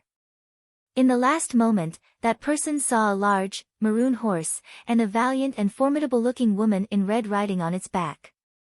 In her hands, there was a red tasseled spear that was still spitting flame like flames.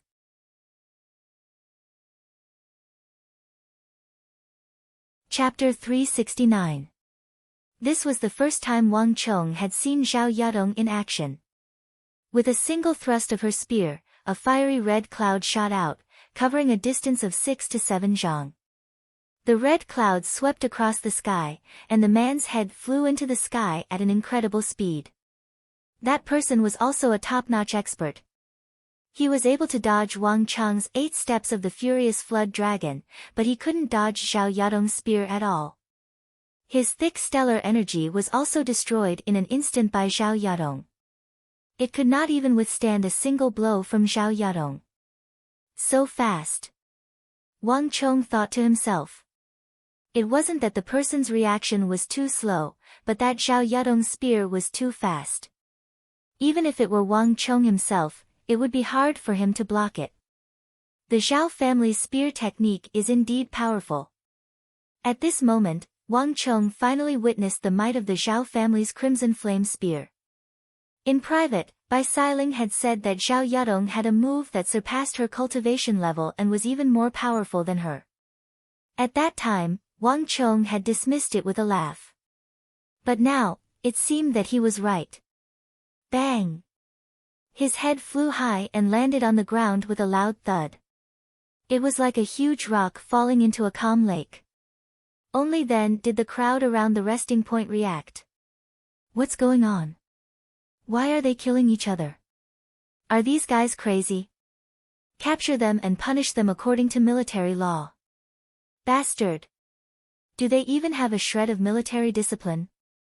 The crowd around the resting point was in an uproar. Everyone was furious. In front of so many people, these people actually dared to kill their own cavalrymen. What a lunatic! The crowd gathered around them. A few of them ran straight into the resting point. As for the others, their faces were filled with horror when they saw the blood and corpses on the ground. Soldiers killing each other was a serious crime in the army, punishable by death. Zhao Yadong's expression wasn't too good either, but she still managed to maintain her composure. She simply raised her head and looked at Wang Chong with a questioning gaze. She had only acted because she heard Wang Chong's words. As for why she had acted, she had no idea. He still trusted Wang Chong. Even though there was a huge commotion outside, Zhao Yadong believed that Wang Chong definitely had his reasons. Protect Wang Gongzi.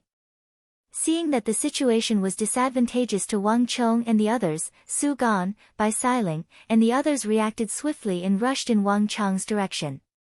To be honest, they were just talking about the Uzun scout. No one understood why Wang Chong would suddenly attack a cavalryman. They were still in a daze. However, they and Wang Chong were already on the same side. No matter what, their first reaction was to protect Wang Chong. After all, they knew that Wang Chong was the direct descendant of Duke Jiu, a top-notch existence in the prestigious clans. Wang Chong, you've gone mad. Bai Siling urged her horse over. She was so anxious that her eyes were about to turn red. It wasn't that she was afraid of causing trouble, but she was worried for Wang Chong. She couldn't understand why Wang Chong would do such a thing. It was as if he had completely lost his mind. Don't panic. Seeing Bai Siling's anxious expression, Wang Chong felt both touched and amused. This silly lass really thought that he had gone mad. Before we panic, let's see who that fellow is first. Wang Chong said. He urged his horse forward, and with a flick of his right index finger, peng! A surge of sword chi flew out and struck the helmet of the cavalryman's head accurately. Dang! The head on the ground was originally lying face down. However, after being flicked by Wang Chong, it rolled a few times and immediately revealed a ferocious face with rough skin. Buzz! In just a short period of time, the originally excited crowd suddenly became deathly silent. First, it was the innermost layer. Then, the entire area around the resting point fell into a deathly silence. Even Zhao Yadong had a look of shock on her face, let alone the others. Uzun. No one had expected that the Tang dynasty cavalryman they had just killed would suddenly turn into an Uzun man. The head on the ground was clearly different from that of a Han. That kind of lacquer-like red was a typical Uzun plateau red. Zhao Yadong had not expected that the person Wang Chong wanted her to kill was actually someone from Uzun. What's going on? Bai Siling was also stunned. She urged her horse over and jumped down from the lower half of the cavalryman's corpse. With a light kick of her right leg, the armor on the cavalryman's body was immediately undone. Underneath the standard Tang dynasty armor, the outer layer was peeled off, revealing a typical Uzun cavalryman's dark red sackcloth. Everything couldn't be any more obvious. No Uzun man would come to this place. This was an Uzun scout. Furthermore, it was an Uzun cavalry scout disguised as a Tang dynasty cavalryman. He wore the armor of the Tang dynasty cavalryman, rode on the warhorse of the Tang dynasty, and wore the helmet of the Tang dynasty. Just like that, he actually managed to sneak into the vicinity of the gathering point of the resting point. If not for Wang Chong, he would have already snuck into the resting point. And no one in the resting point had noticed him. At that moment, Bai Siling turned around abruptly and looked at Wang Chong. Her eyes were filled with astonishment.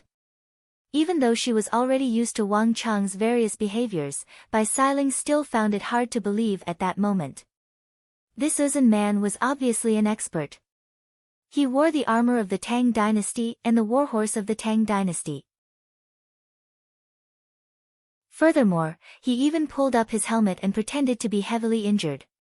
He lowered his head so that no one would notice him.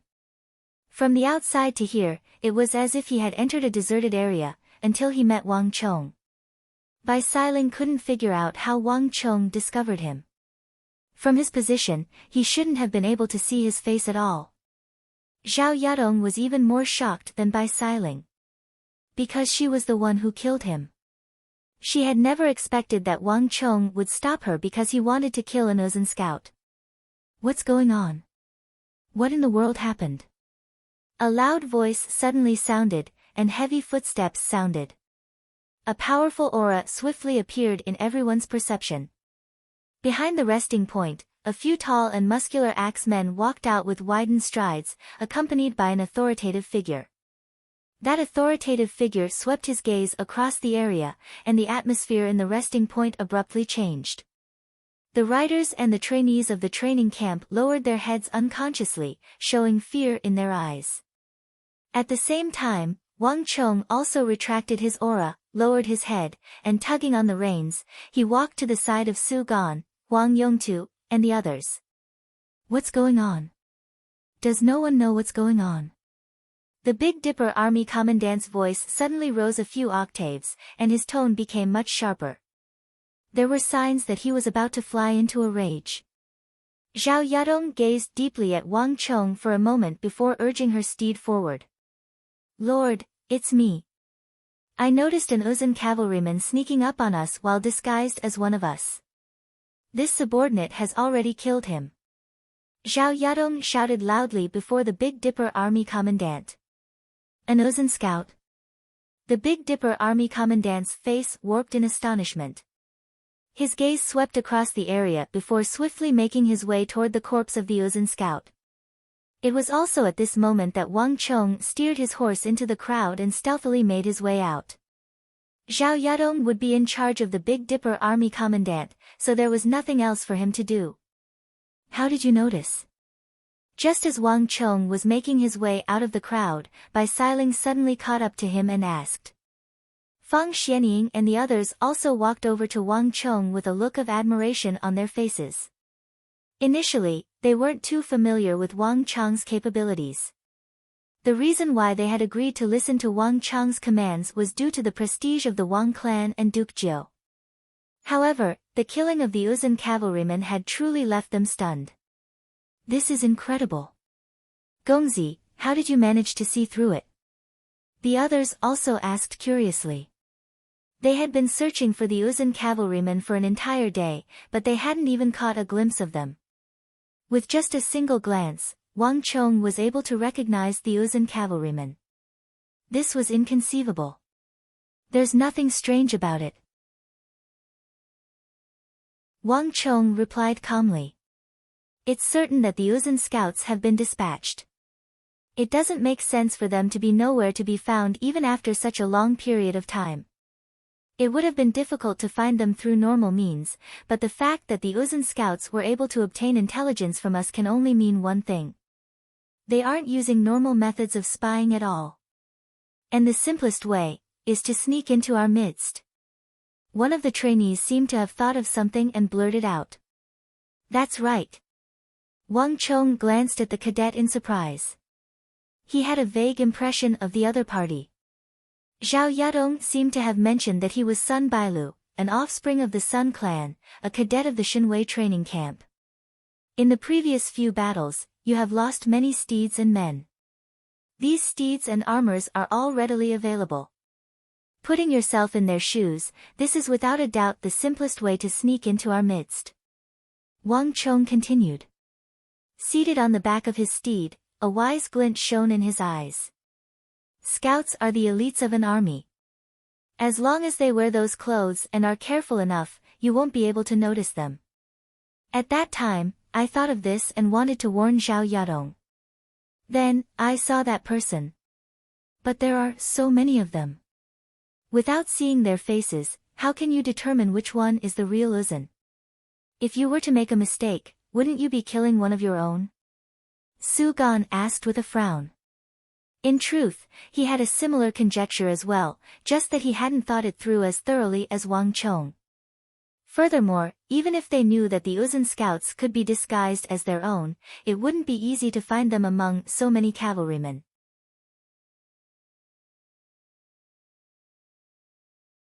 Chapter 370. You're thinking too much. Wang Chong said calmly. The Tibetans are slightly shorter than us Han people, but they are also slightly shorter than us Han people. You just need to watch out for those who are short and look suspicious. Suspicious? Su Gan frowned. That's right. Wang Chong said calmly. The scout will try his best to disguise himself as one of us, but ultimately, he is different from us. As such, his actions will be slightly different, and it's easy to see through him. Everyone here has their chests puffed up and their heads raised, except for that person who has his head lowered, which is completely different from the others. There's a saying that goes, the head of a thief, and a thief is different from an ordinary person. Similarly, the Uzun scouts are different from our own cavalrymen. But given his condition, it's possible that he was a short and injured cavalryman, right? Another student from Shenwei training camp who was with Fang Xianying and the others said. He still felt that Wang Chang's method was a little too risky. After all, it was better to be safe than sorry. Even if the situation was as Wang Chong said, it wasn't entirely safe. It wouldn't be a small matter if he were to accidentally kill the scout. Hee, so, didn't I test him? Wang Chong chuckled. Everyone was taken aback. They suddenly recalled the thunderous roar that Wang Chong had let out before making a move, and they came to a realization. I see. Gongzi's eyes are truly sharp and meticulous. I'm truly in awe of you. We've been searching for an entire day, but we weren't able to find any Uzun scouts. I thought that Gongzi was mistaken, and there were no Uzun scouts at all. If Gongzi hadn't seen through it, I would have never imagined that they would be so brazen. Indeed. It was as though they had entered an uninhabited land. But thinking about it now, it's truly frightening. The group of people felt the same way. The entire Tang dynasty's official resting place was heavily guarded. More than 200 of them weaved into a huge net to search everywhere. Under such circumstances, these Uzun people actually dared to swagger their way into the resting point right under everyone's noses. Just thinking about it made one's hair stand on end and shudder with fear. If it weren't for Wang Chong, no one would have known that there was an Uzun scout wandering around them, and that all their secrets had been discovered by them. Even the casual chatter between acquaintances could not escape their ears. Thinking of this, the crowd was even more impressed. Hearing about Wang Chong is not as good as meeting him in person. Only now did everyone realize that the rumors about Wang Chong in the capital were probably true. In terms of thinking and insight, Wang Chong's abilities far surpassed theirs. I can't blame you for this. The Uzun used the armors and horses of the soldiers who died in battle, so it's normal that you didn't notice. Wang Chong said. Never underestimate your opponents. The Uzun might not be as prosperous as the Central Plains, but they were definitely the most suitable opponents and warriors. In terms of intelligence and cunning, they weren't inferior to any of their opponents. In the war between the Tang dynasty and the Uzun, there were quite a few famous generals in the Central Plains who fell to the Uzun. To Wang Chong, this was common sense not to underestimate the Uzun. But to Zhao Yadong, Su Gan, Fang Xianying, and the others, this wasn't the time. Most of the Saiyans who came under the tutelage of the Central Plains Wang Hua looked down on foreigners. This was the same attitude that Wang Chong had in his previous life as well, so there was nothing to be surprised about. With Wang Chong as an example, they knew the direction of their search, and their movements became much more effective. This time, it wasn't just Wang Chong and the others who joined in the search. The entire resting point had joined in as well. After the first, the second, the third. In just a short period of time, 4 to 5 Uzun scouts were captured. No one was able to approach the resting point anymore. All of the soldiers around the resting point were ordered to remove their helmets.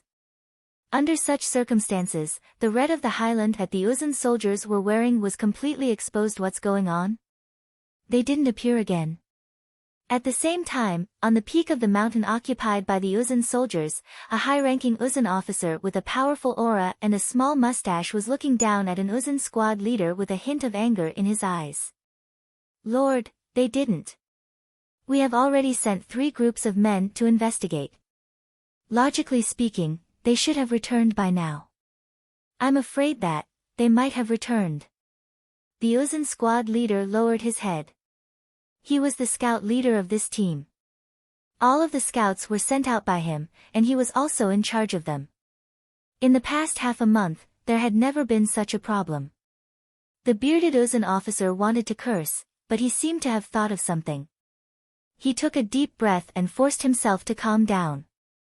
Is it possible that our disguise has been seen through by them? He stared at the 10-man squad leader and asked. Impossible. They have never been seen through after so long. The Uzun squad leader shook his head without hesitation. Not in the past doesn't mean not now. The bearded Uzun officer gritted his teeth and said gloomily. No matter what, our method has obviously failed. We can't send out any more scouts. Let's call it quits. We have already gotten the information we want. The people of the Tang dynasty are arrogant now. They think that we are all idiots. Even if they discover our operation, they will never change their plan. Let's just stick to the original plan. Tomorrow, we will completely destroy them. As he spoke, a cold glint flashed in his eyes. Yes, sir. The 10-man squad leader, who was at a disadvantage, quickly lowered his head and said no more. In a place where no one could see, the dark clouds of war were slowly brewing dong dong dong dong. Early in the morning, the sound of drums from the heaven-shaking staircase broke through the fog and filled the entire third gathering point. The sound of footsteps and hooves of the warhorses were endless. Compared to 3 days ago, the atmosphere in the resting point was extremely tense. The air was filled with the smell of war. The training camp students and cavalrymen, who were usually bustling with activity and whispering to each other, were now much more depressed and silent. For the cavalrymen who had experienced the battle with the Uzun, everyone knew what today's battle meant. Hurry up. All of you, hold on to your shields. That's your life. Axemen, attack. As long as the shield bearers at the front can stop their warhorses from charging, attack immediately. Kill the horses first, then the soldiers. Don't let the Uzun get past your defenses. Master archers, aim for the gaps in their armor. Heavy armor isn't omnipotent. As long as you aim accurately, they will still die. Everyone, follow my orders strictly. Anyone who dares to cause trouble will be executed. Early in the morning, the Big Dipper army commandant walked to and fro with a voice reminiscent of thunder. His gaze was sharp and his expression authoritative, reminiscent of an enraged lion. Even though the highest commander of the Big Dipper army was Geshu Han, its founder was the current war god, the current imperial tutor of the crown prince, Wang Zhongxi. In the Tang dynasty, Wang Zhongxi was the true pillar of the empire, the #1 commander of the Han. His standing and influence were above even that of the Eastern Protector General, Zhang Shogui. Wang Zhongxi was a strict commander, and everything that the Big Dipper army was built upon was left behind by Lord Wang. Geshu Han had only inherited it. Almost everyone in the Big Dipper army was of the same style. This Big Dipper army commandant was no different. There was almost no one who didn't fear military authority. Seeing this sight, Wang Chong couldn't help but feel a sense of familiarity. Even though this was the first time he was participating in a war against the Uzun since his reincarnation, Wang Chong wasn't unfamiliar with it. Some things were hidden deep within one's bloodline and soul. Every single battle was calling out to Wang Chong, awakening something in him. How is it? Are you ready?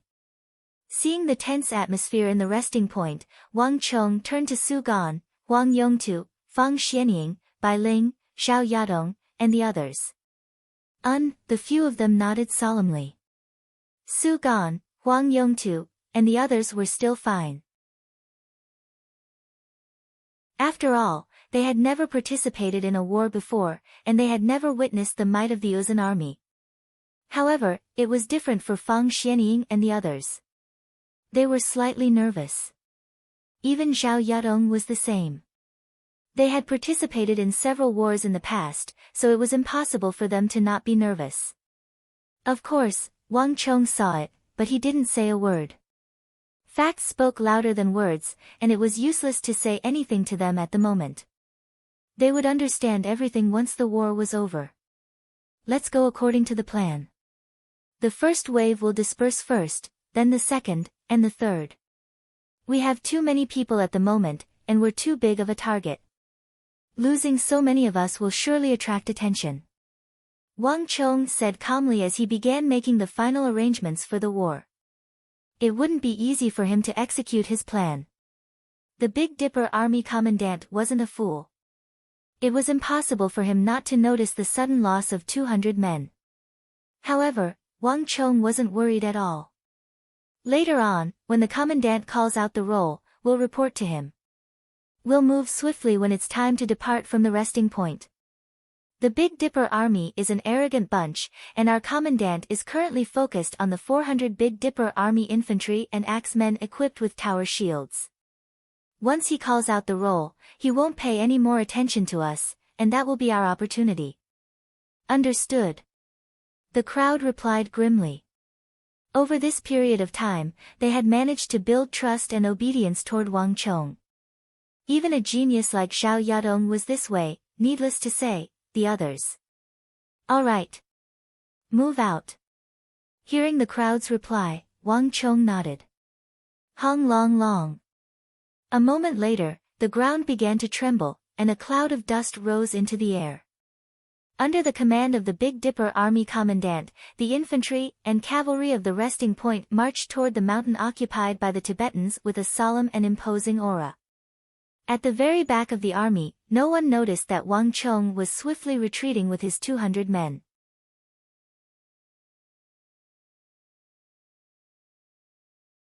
Chapter 371. Roar! Roar! Roar! At the foot of the mountain, a distance away from the bottom of the slope, 400 infantrymen stood in a neat formation. Every single one of them raised their tall steel tower shields, and they raised and lowered their shields non-stop as they challenged the Big Dipper army. Despite being only 400 infantrymen, the roar they produced was equivalent to the roar of thousands of soldiers. Their powerful and domineering voices shook the entire mountain. Under the effect of these waves of sound, even the air above the opposite mountain range was stirred up, blowing the entire forest of the mountain range. Even though these 400 infantrymen weren't the elites of the Big Dipper army, they were handpicked from all over Longxi, and they were deeply influenced by the Big Dipper army. All of them had undergone the Big Dipper army's training. On top of that, quite a few of them were handpicked from the Big Dipper army by the commandant himself. This was also the reason why the Big Dipper army commandant was so confident in these 400 infantrymen. Everyone, follow the formation strictly. Those who dare to move will be executed. A resounding voice reverberated across the sky. The Big Dipper army commandant raised his sword, and the cold gleam of the sword gleamed brightly in the air. Behind him, a distance away, the cavalrymen were lined up in an orderly formation, and every single one of them was brimming with fighting spirit. This was a battle tactic. Even during a battle, he would leave sufficient gaps for the cavalrymen to charge forward. From this, it could be seen that the Big Dipper army commandant wasn't a fool. Be it the massive tower shields, the formation of the infantrymen 300 meters back, or the gaps for the cavalrymen behind him to charge forward. From these, it could be seen that this commandant was different from the previous commanders. His thoughts were much more meticulous. His tactics and strategies were also meticulously thought through. The infantrymen would stand at the front to fend off the first wave of cavalrymen. When the other party's momentum slowed down, the infantrymen would charge forward and break through the enemy's formation in one fell swoop. This was a typical amalgamation of infantrymen and cavalrymen in the modern battlefield. Even the Big Dipper army of Longxi would often employ this tactic in their battles against Uzan. The heavy shields and the superior numbers of infantrymen and cavalrymen were the reason why the Big Dipper army commandant was so confident in this battle. Dong dong. Just as the Big Dipper army commandant was waiting for the Uzan army to appear on the other side of the mountain, the hurried clopping of hooves suddenly sounded. One of the military inspectors rushed over. "Sir, something bad has happened." "What is it?" The Big Dipper army commandant frowned in displeasure. "Milord, I've just discovered that 200 people are missing." "What?" The Big Dipper army commandant's face darkened, and a sharp glint flashed through his eyes.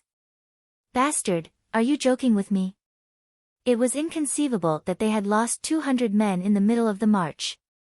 Such a large number was no small matter. Cold sweat broke out on the military inspector's forehead as he hurriedly recounted what had happened. He had only just realized that so many people were missing from the march. The strict military rules of the Big Dipper army were no joke. Do you know who escaped? The Big Dipper army commandant commanded sternly. The name has been confirmed. The military inspector hurriedly reported the names of those who had disappeared. Almost all of them were scions of the prestigious clans in the capital. Scions of the prestigious clans were all cowards. Without a doubt, these people had fled in advance upon sensing danger. This was the typical behavior of deserters. Bastards! The Big Dipper army commandant's face darkened, and he felt like his lungs were about to explode. Deserting before a battle was a crime punishable by death. It was one thing for these scions to be in the capital, but to think that they would dare to flee under his command. This was unforgivable. Did they really think that his Big Dipper army wouldn't dare to kill these scions? Just as Zhang Xian was fuming in his heart, the ground suddenly trembled, and an enormous aura came from the opposite mountain peak with an earth-shattering momentum. Who? A violent gust of wind blew, and the Big Dipper army commandant on the back of his steed seemed to have sensed something, and his heart jolted. He abruptly raised his head, only to see the heads of steeds poking out from the dense thickets on the opposite mountain peak. Highland steeds. The Big Dipper army commandant's heart jolted. He immediately recognized the green-black steeds on the opposite mountain peak. Highland steeds were the most outstanding steeds of the Uzan Plateau. Due to their immense lung capacity, even though their limbs were shorter than the steeds of the Central Plains, they were extremely capable. More importantly, their bones were strong, granting them immense strength. In the past battles between the Tang dynasty and the Uzan Plateau, these steeds had displayed incredible fighting prowess. At this very moment, several hundred green-black Highland steeds were standing in a neat formation, looking down at the mountain peak. Their eyes gleamed brightly, and they didn't move in the slightest, as if they were statues. A powerful aura descended upon them, exerting immense pressure on them. Retreat. We'll deal with these deserters later on. The Big Dipper army commandant's face warped slightly. He quickly waved the military inspector away, and at the same time, he raised the sword in his right hand and issued a series of orders. Everyone, prepare yourselves. A resounding voice echoed in the air, and the atmosphere suddenly became tense. Everyone's eyes turned toward the opposite mountain peak. As for the matter regarding Wang Chong and the others, he had completely forgotten about it. Even though 200 of his men had escaped, it was still an insignificant number to the entire army. Around him, there were still 700 to 800 soldiers gathered.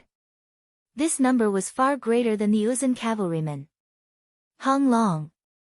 At the same moment, on the opposite mountain peak, the 300 Uzan cavalrymen slowly walked out of the forest, as if a demonic god who had stepped out from the depths of hell. These Uzan cavalrymen were fully armored, and their eyes were ferocious. Even the Highland steeds beneath them were equipped with heavy armor, and they were armed to the teeth. At the same time, they exuded an aura as heavy as the mountains. Even from such a distance, the Tang dynasty cavalrymen at the foot of the mountain still felt a heavy pressure weighing down on them. The Big Dipper army commandant's face warped slightly. These fellows were elites, there was no doubt about it. Tower shields, lower your center of gravity. Archers, prepare to load the bows. Cavalrymen, prepare to receive my command. In just a short moment, the Big Dipper army commandant issued a series of orders, and the sound of bows being drawn sounded. 400 steel tower shields, each taller than a grown man, fell heavily to the ground.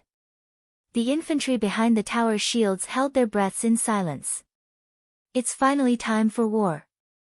At the same time, on the peak of the mountain, the Uzan commandant gazed down at the formation of the Han army with a savage smile on his face. It was finally time for the final battle. Once they defeated the final Tang army and destroyed the resting point, they would be able to leave this place and return to Uzan. This mission was basically over. Without a doubt, the current Tang army was no longer a match for the Uzan. So, the Uzan commandant raised his right hand and grabbed the curved saber by his waist. Whipping it out, he raised it high above his head. The uniquely shaped Uzan curved saber gleamed coldly in the air. All soldiers, listen up. Defeat this Tang army and we can return to the Uzan highlands. Roar. The eyes of the 300-some Tibetan cavalry were filled with excitement as they roared in agreement. Waves of ferocious killing intent surged out of their bodies like a tide.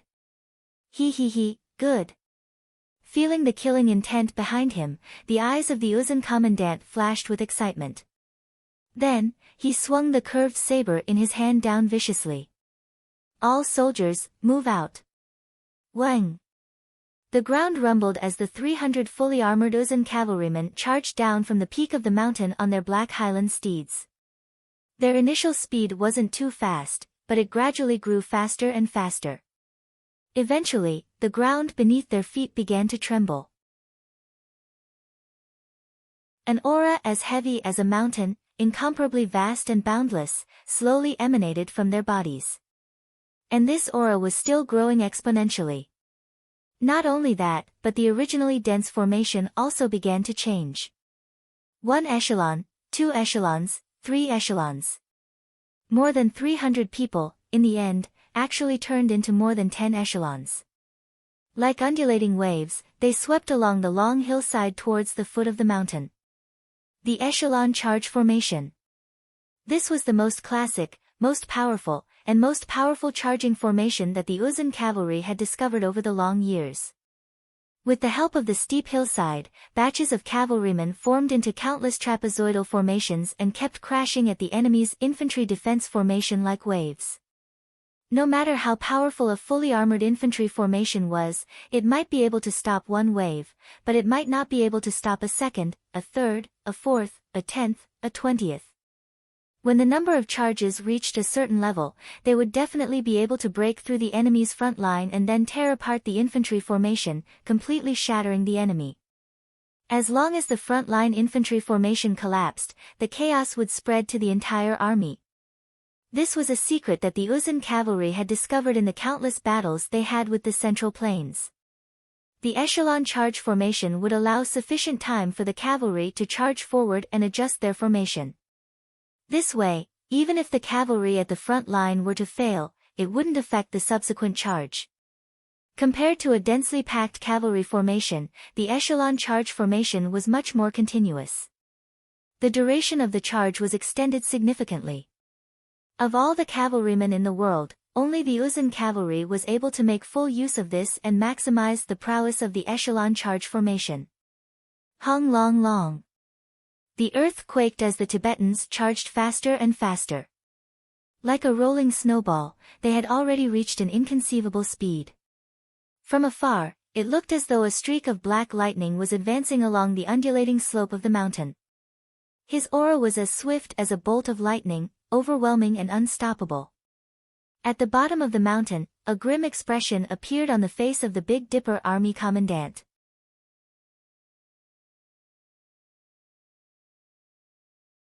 Chapter 372.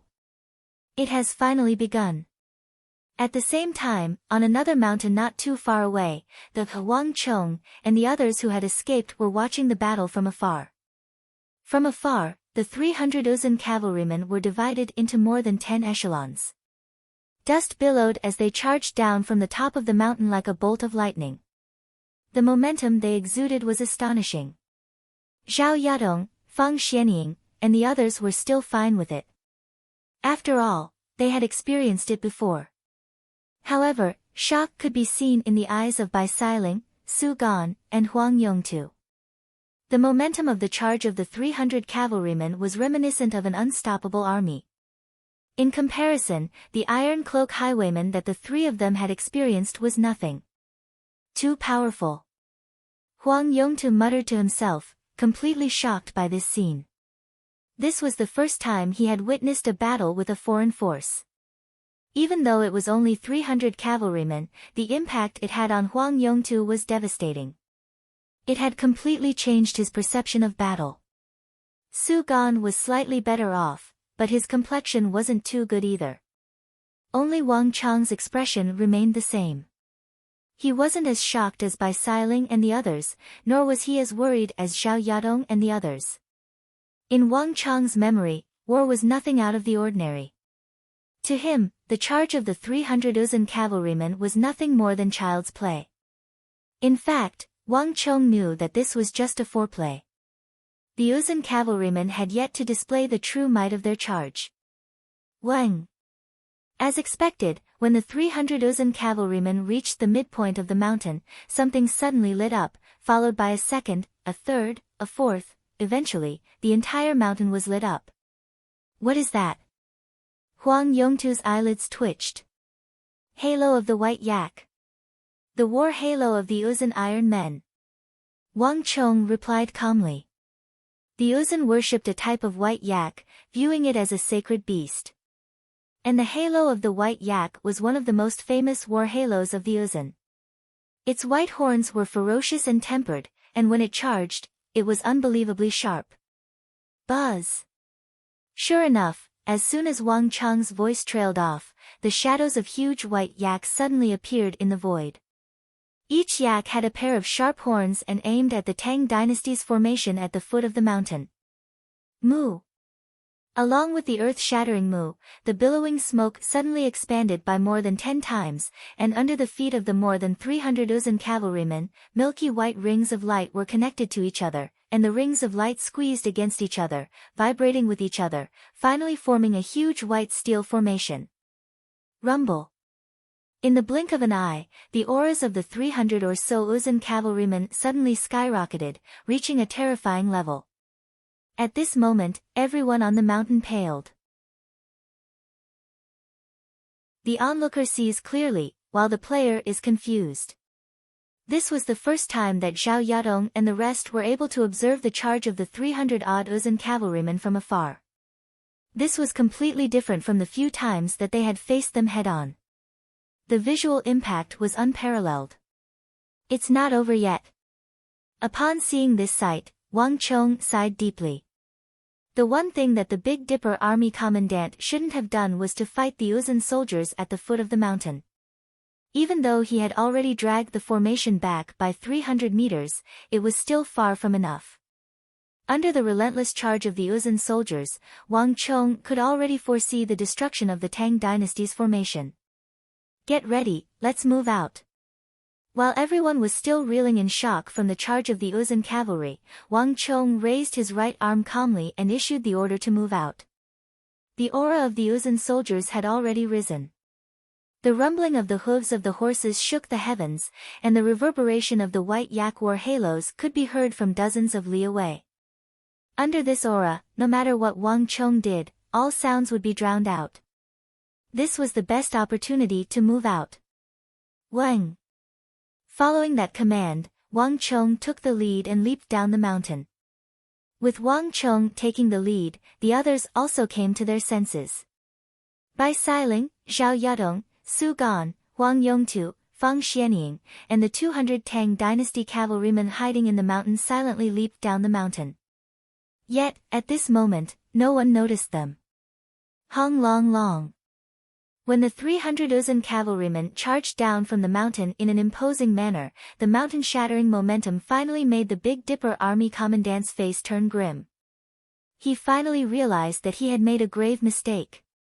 Even though he had borrowed the Big Dipper army's tower shields to deal with the Uzun soldiers, he wasn't the general of the Big Dipper army. The 300 Uzun cavalrymen were far more formidable than he had imagined. For this mission, he was originally very confident in the 400 huge tower shields that he had borrowed. However, at this moment, he suddenly felt that he wasn't so confident anymore. However, it was already too late by then. Get ready! A loud, sonorous voice echoed across the land, tinged with anxiety. The Big Dipper Legion commandant waved his arm and gave the final order to prepare for battle. The battle was about to begin. In that instant, the atmosphere was as though a storm was brewing, and the aura of war had reached its peak. All of the infantrymen, axemen, archers, and cavalrymen gripped their weapons tightly, and their bodies tensed. Aiming at the mountain peak, they made their final preparations. Hung long long. The sound of hooves grew louder and louder, and the Uzun highland steeds in their formation grew clearer and clearer. Just when the charging Uzun cavalrymen were only 100 zhang away, the Big Dipper army commandant suddenly slashed his sword across the air. Hung long long. More than 400 tower shields, as heavy as mountains, fell from the sky. Under the impact of the giant shields, the entire ground shook violently, as if it had been hit by a pair of invisible hammers, making rumbling noises. The 400 tower shields lined up in a straight line like a wall, forming the frontmost line of defense. At the same time, black war halos shot out from the feet of the frontmost shield-bearers. The 400 halos combined into one, vibrating incessantly with a metallic clang. In an instant, the aura of the 400 shield-bearers doubled, and they stood firmly on the ground as though they had taken root in the earth. A majestic, indestructible aura erupted from the shield-bearers at the frontmost. Roar! The 400 shield-bearers roared fiercely. Under the provocation of the Uzun cavalrymen, their ferocity and fearlessness erupted from their bodies. There was a reason why the Tang dynasty was able to intimidate the world. The overall strength of the Tang dynasty was publicly acknowledged to be the strongest in the world. Longxi had fought against the Uzun for many years, and it was the front line against the Uzun. The 400 shield-bearers had also undergone the rigorous training of the Big Dipper army. This kind of training had been tempered thousands of times. Every person who had gone through this training was a qualified warrior. Even if the Uzun soldiers were twice as formidable, they wouldn't fear them in the slightest. Seeing the determined shield-bearers, the Big Dipper army commandant's eyes finally regained their luster. So what if the Uzun soldiers were formidable? With these shield-bearers, he was confident that he could stand his ground against them. As long as they could withstand the initial charge, they would be the ones to take the next step. Archers, prepare yourselves. The Big Dipper army commandant's voice reverberated in the air. Following his voice, the 800 great Tang soldiers began to display their might. Each and every one of them began to release their true martial realm halos. Innumerable true martial realm halos intertwined with one another, reminiscent of a metallic clatter.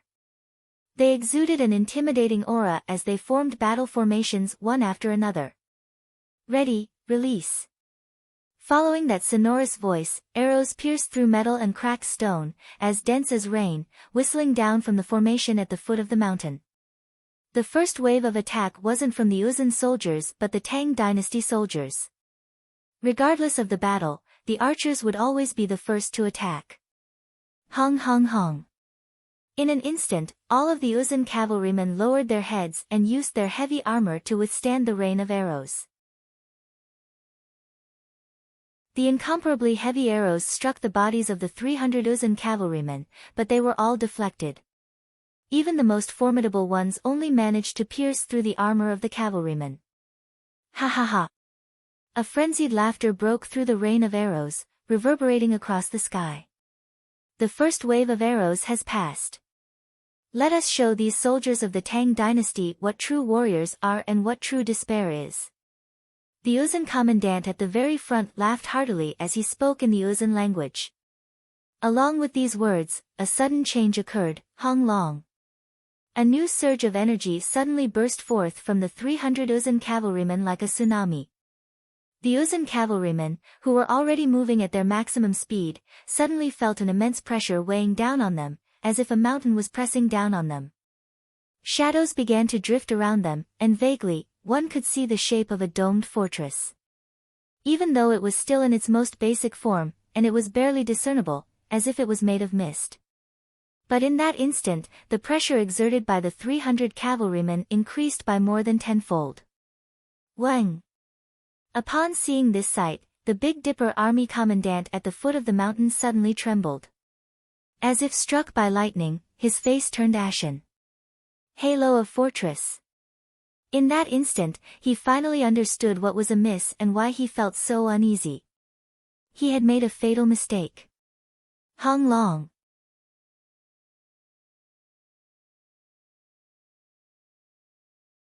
Chapter 373. When an Uzun cavalryman charged all the way from the peak of the mountain, how fast could he move? At this moment, the Uzun cavalryman had clearly demonstrated this fact to everyone.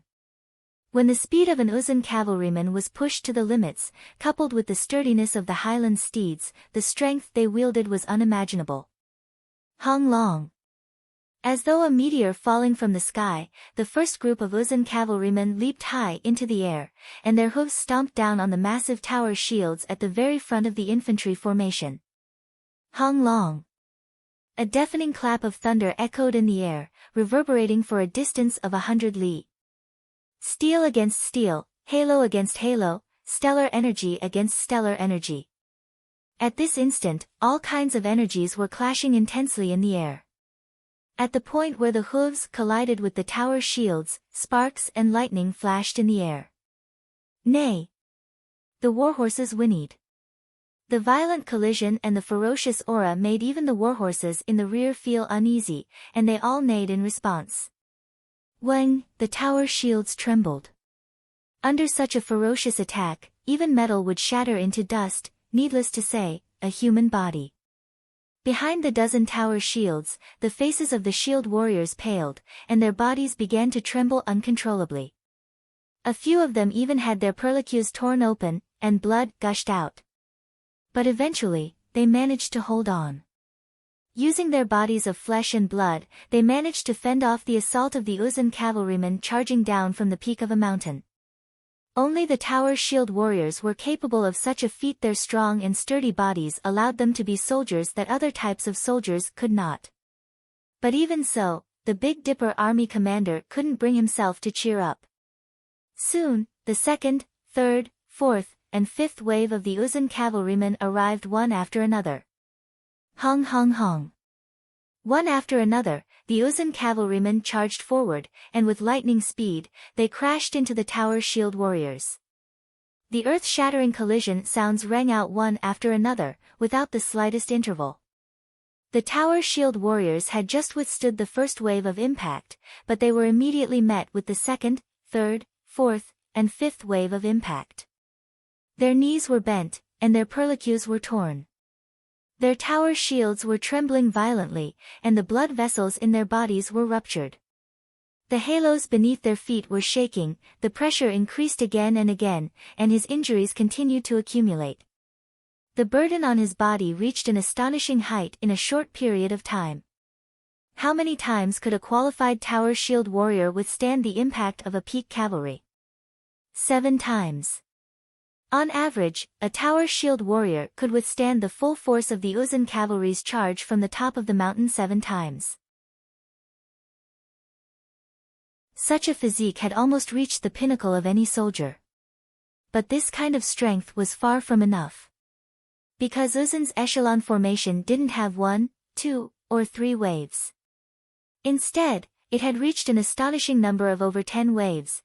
No matter how powerful a tower shield warrior was, he would not be able to withstand such a tide-like continuous all-out attack. Rumble. It felt like only a moment, but also like countless long centuries. When the 8th wave of Uzun cavalry charged down from the top of the mountain, a rumble was heard. The towering and seemingly indestructible tower shield formation was finally torn apart.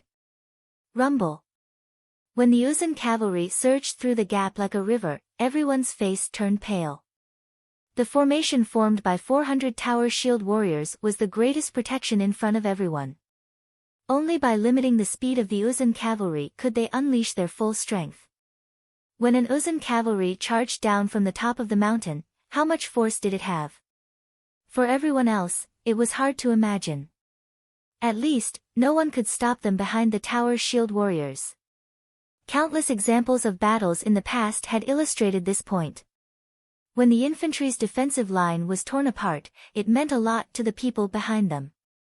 For the other troops that lacked protection, it was a disaster. Everyone, calm down.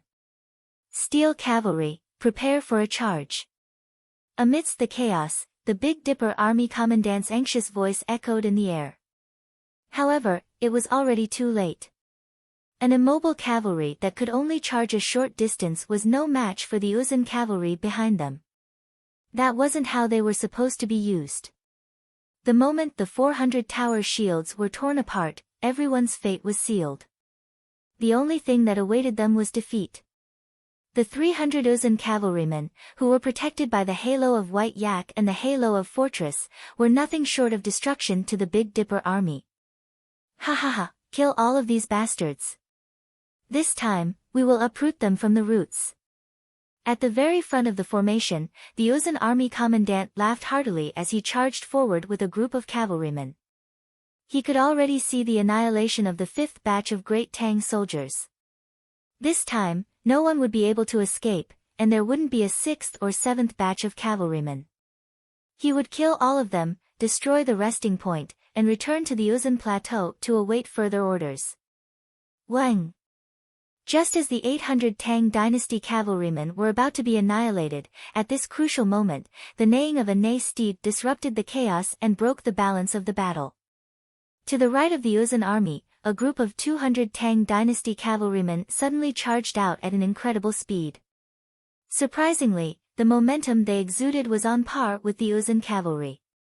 Why would there be a Tang dynasty army here? Upon seeing the sudden appearance of the cavalry, the Uzun army commandant's face warped in shock. This wasn't a force he had expected. In the previous battles, he had wiped out several batches of Great Tang soldiers, but he had never seen such a force before. What was even more unbelievable was that he was completely oblivious to the fact that this army was already so close to him. Under normal circumstances, this should have been impossible. Bastards! How cunning the Tang people are! Clenching his fists tightly, the Uzun army commandant quickly realized what was going on. Without a doubt, these fellows had mixed the sound of the horses' hooves with their own formation. When 300 soldiers charged down from the peak of the mountain, their momentum was earth-shattering, and there was no room for other noises. Perhaps, he had heard their hooves a long time ago, but at that time, he had treated them as his own people. This enemy was extremely cunning. What made him wary was that the enemy was charging from a very far place. Although they didn't have the momentum of the mountain, they could avoid his eyes. More importantly, they could maximize the power of the cavalry's charge. When their speed reached its peak, this army of 200 soldiers was enough to pose a fatal threat to him. They were even more threatening than the 800 soldiers in front of him. Retreat! Shift direction! Luo Sang, lead the army to attack that army. We must stop them. The Uzun army commandant's voice resounded through the entire army. As a commander, he instinctively sensed the danger of this army. Flank! The other party had chosen to target their weakest spot. Not bad. But it's too late. Seeing the Uzun soldiers making adjustments to their formation, Wang Chang's lips curled into a sneer of disdain. To be able to defeat the Big Dipper army's tower shield formation, the other party's commander had already proven himself. However, it was a pity that this capability was insufficient before Wang Chong. In fact, the other party had made the same mistake as the Big Dipper army commandant the moment he saw him. The Big Dipper army commandant's biggest mistake was to fight the Uzun soldiers at the bottom of the mountain. And the Uzun army commandant's mistake was to change direction at the last moment to deal with him. A cavalry unit that was charging at full speed and had reached the pinnacle of speed would never be able to change its direction. The moment they changed direction, the speed of the cavalry would be reduced. The greater the change in direction, the greater the reduction in speed. If the Big Dipper army were to change direction at 90 degrees, the advantage they had accumulated previously would be reduced to nothing. If the Big Dipper army had persisted in their strategy and charged forward with all their might, they might have been able to crush the 800 cavalrymen and deal massive damage to them. But now, in other words, their fate had been sealed. In truth, it wasn't because of that childish mistake. Rather, the fate of the 300 cavalrymen had been sealed even before the other party noticed them. Everyone, listen up. Arrow formation, charge with all your might. Wang Chong raised his right hand and issued the command. The 200 cavalrymen immediately changed from a simple square formation to an arrow formation. Then, they quickly expanded and charged towards the other side. Hong Long. In an instant, Wang Chong, Zhao Yadong, Bai Siling, Su Gan, Huang Yongtu, Fang Xianying, and the others charged viciously toward the Uzun army. Trapezoid formation and arrow formation. For the first time, two completely different cavalry formations clashed with one another at the border of Longxi. These two completely different cavalry formations were rarely seen even in modern warfare. Hong Long. When the 200 cavalrymen charged into the Uzun formation, Wang Chong also released his battle halo. Hong Long. Lightning clouds rumbled, and an invisible ripple spread out from Wang Chong's body to the entire army. Wherever the ripple passed, the elementary halo of fortress of the 300 Uzun cavalrymen was extinguished, and the milky white yak halos instantly fell. Bane of the battlefield. On this battlefield, Wang Chong released his battle halo for the first time in several months. These halos instantly destroyed the advantage the 300 Uzun cavalrymen had, and they had won this battle. In that instant, the faces of the 300 Uzun cavalrymen turned ashen. Without the elementary halo of fortress and white yak halo, they were nothing more than ordinary cavalrymen. Hong Long.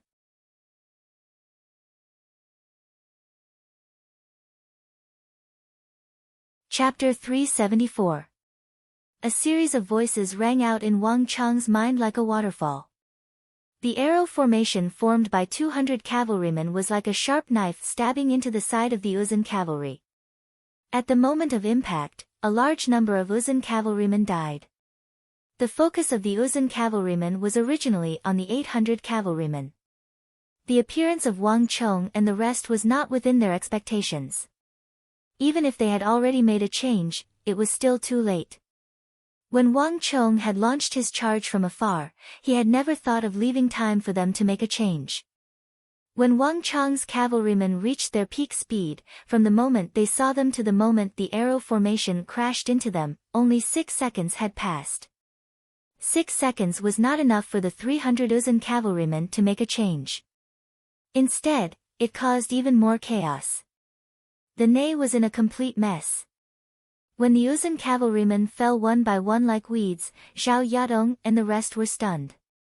The Uzun cavalrymen, who had been through many battles, were invincible in their eyes. But at this moment, they were like pieces of paper. Zhao Yadong could not believe her eyes. Kill! With a loud shout, Zhao Yadong was shocked. The silver-white spear in her hands quickly joined together and became a long spear. Whoosh! A stream of fire spurted out. The Zhao clan's spear technique, Crimson Flame Spear, appeared once again.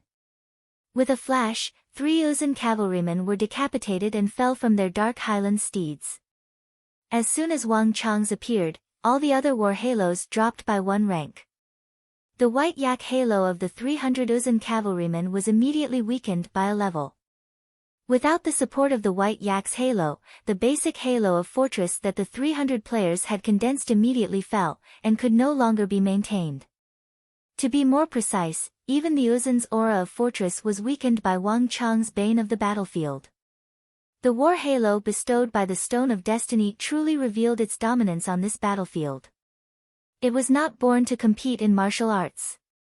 Its existence was to completely overturn a war. This was also the reason why Wang Chong did not hesitate to join the battle when he heard that there was another battle in the 3rd stage. This was the source of his confidence. The 300 Uzun cavalrymen were nothing more than chickens and dogs before the Grade 1 bane of the battlefield. Bastard! What in the world is going on? Where's the halo, where's the halo?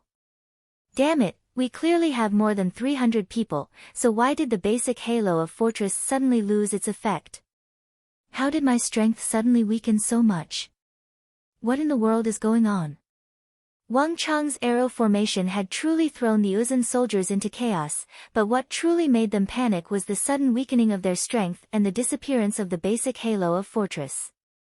The former was their weapon of slaughter, while the latter was their barrier of self-defense. In so many battles, they had won against many, and they had killed countless Tang soldiers, all because of these two weapons. To have their strength inexplicably restricted and weakened was enough to make the Uzun panic. It was as if they had been cursed. But before they could think about the reason, the other thing that the Uzun were most worried about happened. Roar! A heaven-shaking roar came from the base of the mountain. The sudden appearance of Wang Chang's 200 cavalry was like a divine army descending from the heavens, a massive surprise for the 800 Tang soldiers who were already certain of defeat. And even more surprising was that the seemingly unstoppable Uzun soldiers were actually unable to stop these 200 cavalry. Kaiyil. In an instant, everyone's morale soared. Taking advantage of the moment when the Uzun flanks were broken, the 800 Tang soldiers swiftly advanced from below. Infantry, axemen, archers, cavalry, all soldiers, move out. The Big Dipper commandant in the formation also had a look of shock on his face, almost not daring to believe his eyes. The 200 cavalrymen who had disappeared and were regarded as defectors by him had actually appeared at this moment. This was something that he had never expected. However, his reaction was not slow at all. Why did the 200 cavalry disobey his orders, suddenly disappear, and why did they suddenly appear? These were all matters to be dealt with in the future. The urgent task at hand was to turn defeat into victory. He had to swiftly defeat the 300 Tibetan cavalrymen who had escaped to Longxi and might even make their way to the capital at any moment. Hong Long. The tower shields trembled. For the first time, the nearly 400 tower shield warriors raised their shields high and took the initiative. Boom! The heavy tower shields pushed forward and smashed heavily onto the bodies of the Uzun highland steeds. Nay!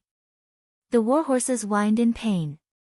Even though these highland steeds had strong bones and muscles, and possessed extraordinary strength, in the face of the shield attacks of the tower shield warriors, they all whinnied as their tendons broke and their bones fractured. Some of them even fell to the ground. To be able to withstand the charge of so many steeds, the strength of these tower shield warriors was unimaginable.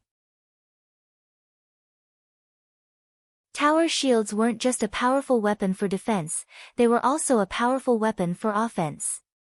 Amidst the long neigh of the neigh, the precious Uzun highland steeds fell to the ground one after another. At the same time, the several hundred cavalrymen behind the formation also charged forward. In just an instant, the Uzun cavalrymen were pincered from both the front and the side. The formation fell into chaos, and the echelon formation could no longer be maintained. The countless battles between the Tang dynasty and the Uzun had shown the fate of the Uzun cavalrymen who lost their echelon formation. Hong Long Long. In an instant, the 300 powerful Uzun cavalrymen had fallen into an absolute predicament. War steeds collided with war steeds, swords clashed with sabers, halos clashed with halos, and stellar energy clashed with stellar energy. Battle cries, screams of agony, the neighing of horses, the clanging of metal, the entire battlefield was in chaos. Congratulations to user for killing 23 Uzun cavalrymen. Congratulations to user for killing 24 Uzun cavalrymen. Congratulations to user for killing 25 Uzun cavalrymen.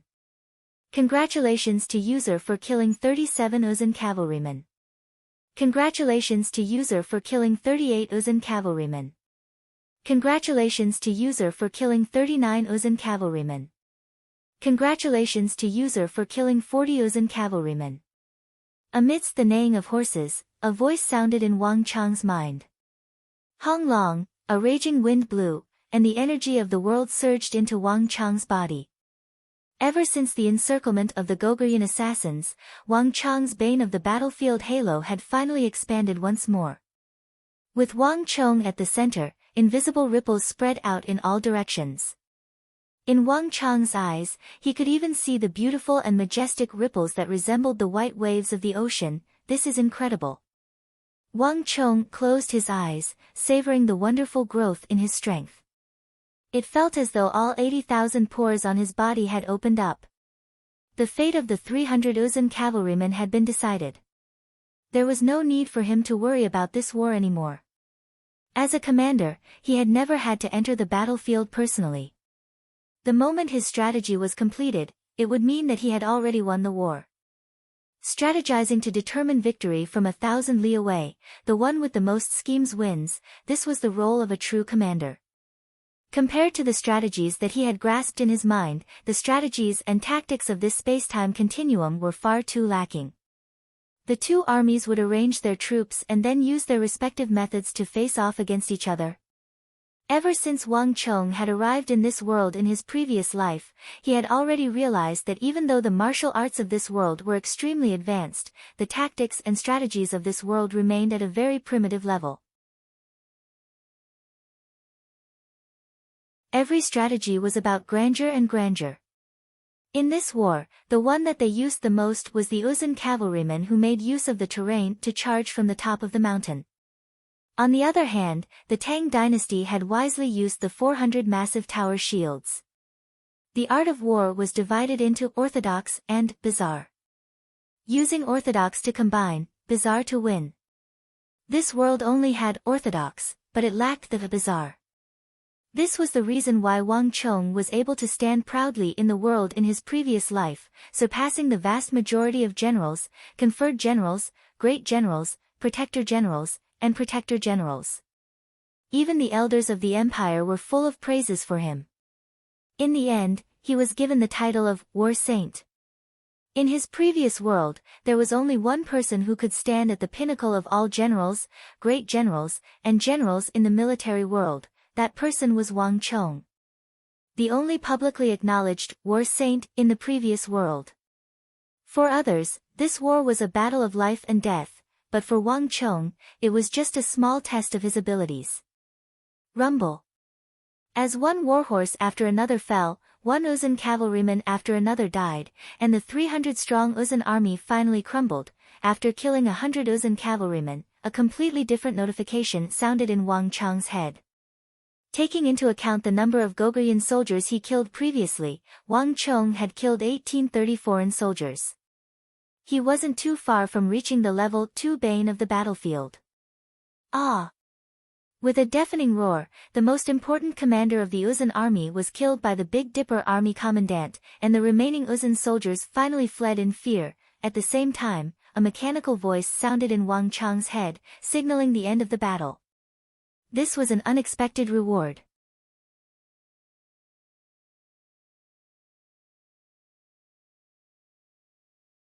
Chapter 375. Destiny energy was very difficult to obtain.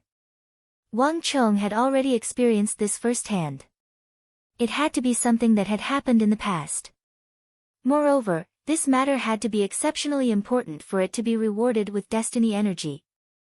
Wang Chong had not expected that after participating in the third phase of the mission, not only would the rewards from the Bureau of Military Personnel and the upgrade of the Bane of the Battlefield Halo be given, he would also receive a total of 4 points of destiny energy. In total, he now had a total of 79 points of destiny energy. Replacing Li Xiang's blood had cost him 30 points of destiny energy, but he had received 45 points of destiny energy as a reward. After exchanging for so many things, it was already quite astonishing that he could still throw away 79 points of destiny energy. More importantly, when he killed the first Uzun cavalryman, Wang Chong discovered that he had received an additional point of destiny energy. In other words, when I kill Meng Shi Zhao, the Eastern and Western Turks, the kingdoms of the Western regions, the Abbasid Caliphate, Karak Spazinu, and so on, I'll receive additional rewards. Wang Chong's eyes shone. Suddenly, Wang Chong seemed to have discovered a way to obtain additional destiny energy. The battle quickly ended, and the next step was to clean up the battlefield. At the base of the mountain, there were corpses everywhere. Not a single one of the 300-some Uzun cavalrymen had managed to escape. In the territory of Longxi, the highland steeds of Yusang, who were wearing heavy armor and didn't have the terrain advantage of a high mountain, were unable to outrun them. Every single one of them was caught and killed.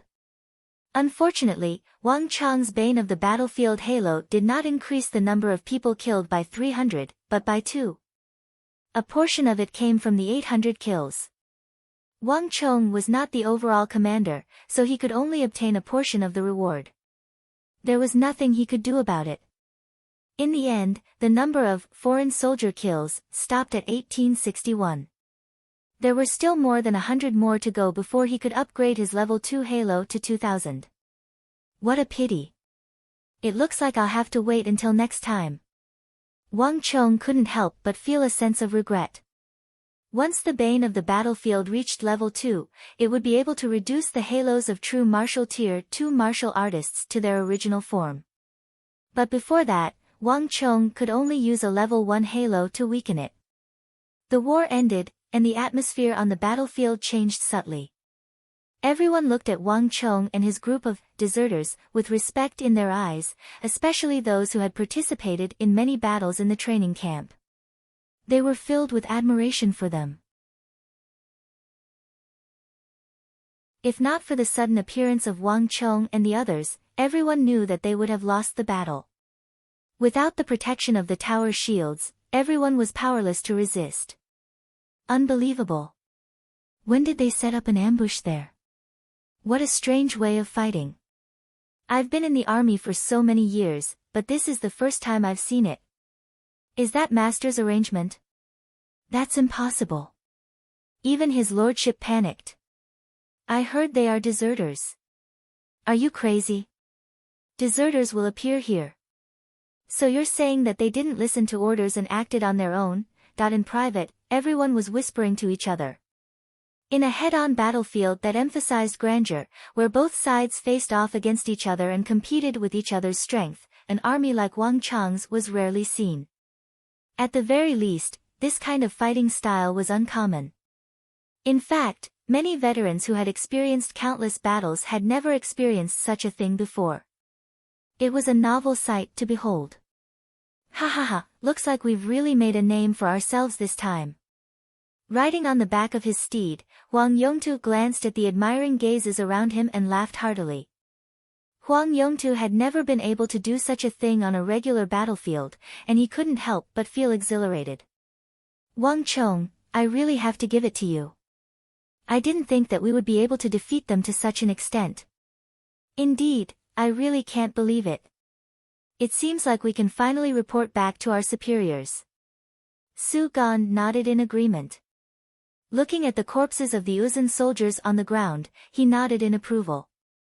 When the Tibetans charged down from the summit, their aura had covered the heavens, toppling mountains and overturning seas, like an avalanche. Even from afar, they couldn't help but shudder in fear, thinking that it would be difficult for them to withstand it. Who could have thought that they would actually succeed in destroying them? And all of this was thanks to Wang Chang's mastermind. At this point, Su Gan couldn't help but look at Wang Chong in admiration. As the saying went, no discord, no concord. Even though it was a little awkward at the start, at this moment, Su Gan was truly impressed by Wang Chong. On the other side, Bai Siling and Zhao Yadong were looking at Wang Chong while whispering to one another. It was hard to tell what they were talking about, but the both of them suddenly burst into laughter. That beautiful face of hers left the crowd dumbfounded. Dee-da-da. Just as the crowd was chatting, the sound of galloping horses suddenly sounded. Gongzi, the commandant invites you over. The messenger pulled on the reins of his steed and stopped before Wang Chong expressionlessly. For a moment, all was silent, the boisterous crowd falling silent as they turned to Wang Chong. For this operation, Wang Chong had acted arbitrarily, disobeying orders and taking away 200 men without permission. According to military law, this was a crime punishable by death. Gongzi will be fine, right? A student from Shinwei training camp asked. He was a scion of a prestigious clan in Shinwei training camp, or else he wouldn't have participated in such a mission. However, before Wang Chong, he subconsciously used honorifics and a respectful expression, subconsciously treating Wang Chong as the leader of his group. You must be joking. If not for us, we would have long been wiped out. Do you think that the commandant will blame us for this? Zhao Yadong's cold expression reverted to her usual displeasure. Even though she didn't have much of a relationship with Wang Chong from the start, it was impossible for her to say that she had a good impression of him. But over the past 3 days in the arduous battle, Zhao Yadong had subconsciously acknowledged Wang Chong's strength. In Zhao Yadong's heart, this son of Duke Jiu, who was much younger than her, was definitely a talented person. Even the arrogant Zhao Yadong felt that she was different. Such a person had made a great contribution, so he definitely shouldn't be blamed. Yadong, don't say so much. This is the military. Maybe the commandant is going to praise him. After all, we won the battle. Bai Xiling was the one who comforted her. Compared to Zhao Yadong's agitation, Bai Xiling was much more rational. That's right. We've done such a great service. Why would the commandant blame us? That's right. The commandant probably won't. The others chimed in. If not for Wang Chong leading the group to lie in ambush nearby and suddenly appear at the critical moment to turn the tide, the battle would have been a complete mess. No one believed that the commandant would punish them under such circumstances. Wang Chong didn't say a word, but he shook his head inwardly. Wang Chong was well aware that everyone was still thinking too simply and too optimistically about this matter. The Big Dipper Army's imperial army was strict, and everyone in the army had to obey their orders strictly. There was no way that the Big Dipper Army commandant would be so easy to deal with. If he was really as the crowd thought, the one standing before him at this moment should have been him and not the messenger. Don't worry. I'll handle it myself. Yadong, Xiling, you two take charge of this area. I'll go and meet the commandant. As Wang Chong spoke, he turned his head to the messenger.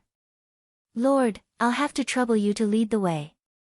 At the westernmost corner of the battlefield, Wang Chong saw the Big Dipper Army commandant standing with his hands behind his back with a stern expression on his face.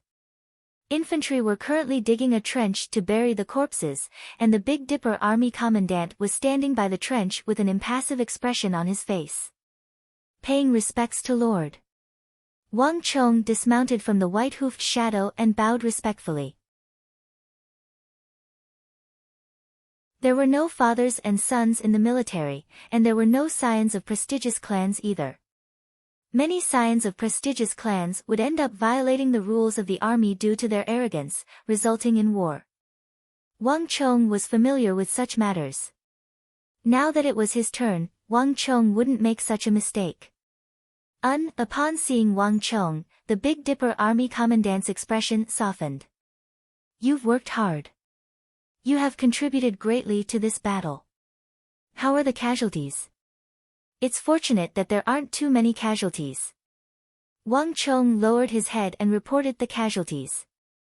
Due to the speed of a cavalry charge, there were very few casualties. Most of the time, by the time the enemy soldiers raised their swords, they would already be facing the 7th. On top of that, Wang Chong's bane of the battlefield greatly weakened the Uzun soldiers, thus reducing the number of casualties on Wang Chong's side. Not bad. The Big Dipper Army commandant nodded, and the smile on his face grew even more amiable. I've already informed the military registrar to record all of your contributions. In the future, this will be reported to the Bureau of Military Personnel, and all of you will be rewarded. You have all done well in this regard. Lord, you're being too polite. This is what I should do. Wang Chong replied humbly. Not bad. Don't get complacent in victory, and don't give up in defeat. This is the attitude that the military needs. Seeing Wang Chong's attitude, the Big Dipper Army commandant nodded in approval. But in the next instant, the gentle aura abruptly changed. The Big Dipper Army commandant's face turned frosty, and he stared down at Wang Chong with a sharp gaze. But you deserted at the last moment, mobilized your troops, and disobeyed my orders. What's wrong with that? Do you know that according to military law, this is a crime punishable by execution? At the end of his words, his voice rose several octaves, becoming incomparably resounding. The atmosphere between the two of them changed from the initial cotton-like warmth to one where swords were drawn and bows were drawn. It was incomparably solemn. Hearing this cold and stern voice, even the soldiers who were burying the corpses in the trenches shuddered, their eyes revealing a look of fear. The commanders of the Big Dipper army, from top to bottom, were deeply influenced by the empire's war god, Wang Zhongxi, and the Big Dipper army's commander, Geshu Han. Every single one of them was a man of his word.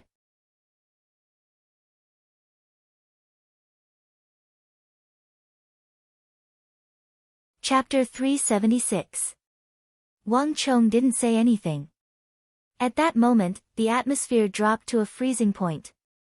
Wang Chong could feel the bone-chilling gaze on him from above, and he was very sure that he wasn't just saying it. He really dared to do it. As expected, they still came. Wang Chong let out a long sigh in his heart. For others, this scene might be unexpected, but for Wang Chong, it was not unexpected at all. Everything has its priorities. If I had told you in advance, would you have let us go? Wang Chong had been talking with his head lowered, but he suddenly raised his head. Impudent. There are laws in the army. If everyone did this, how would that be?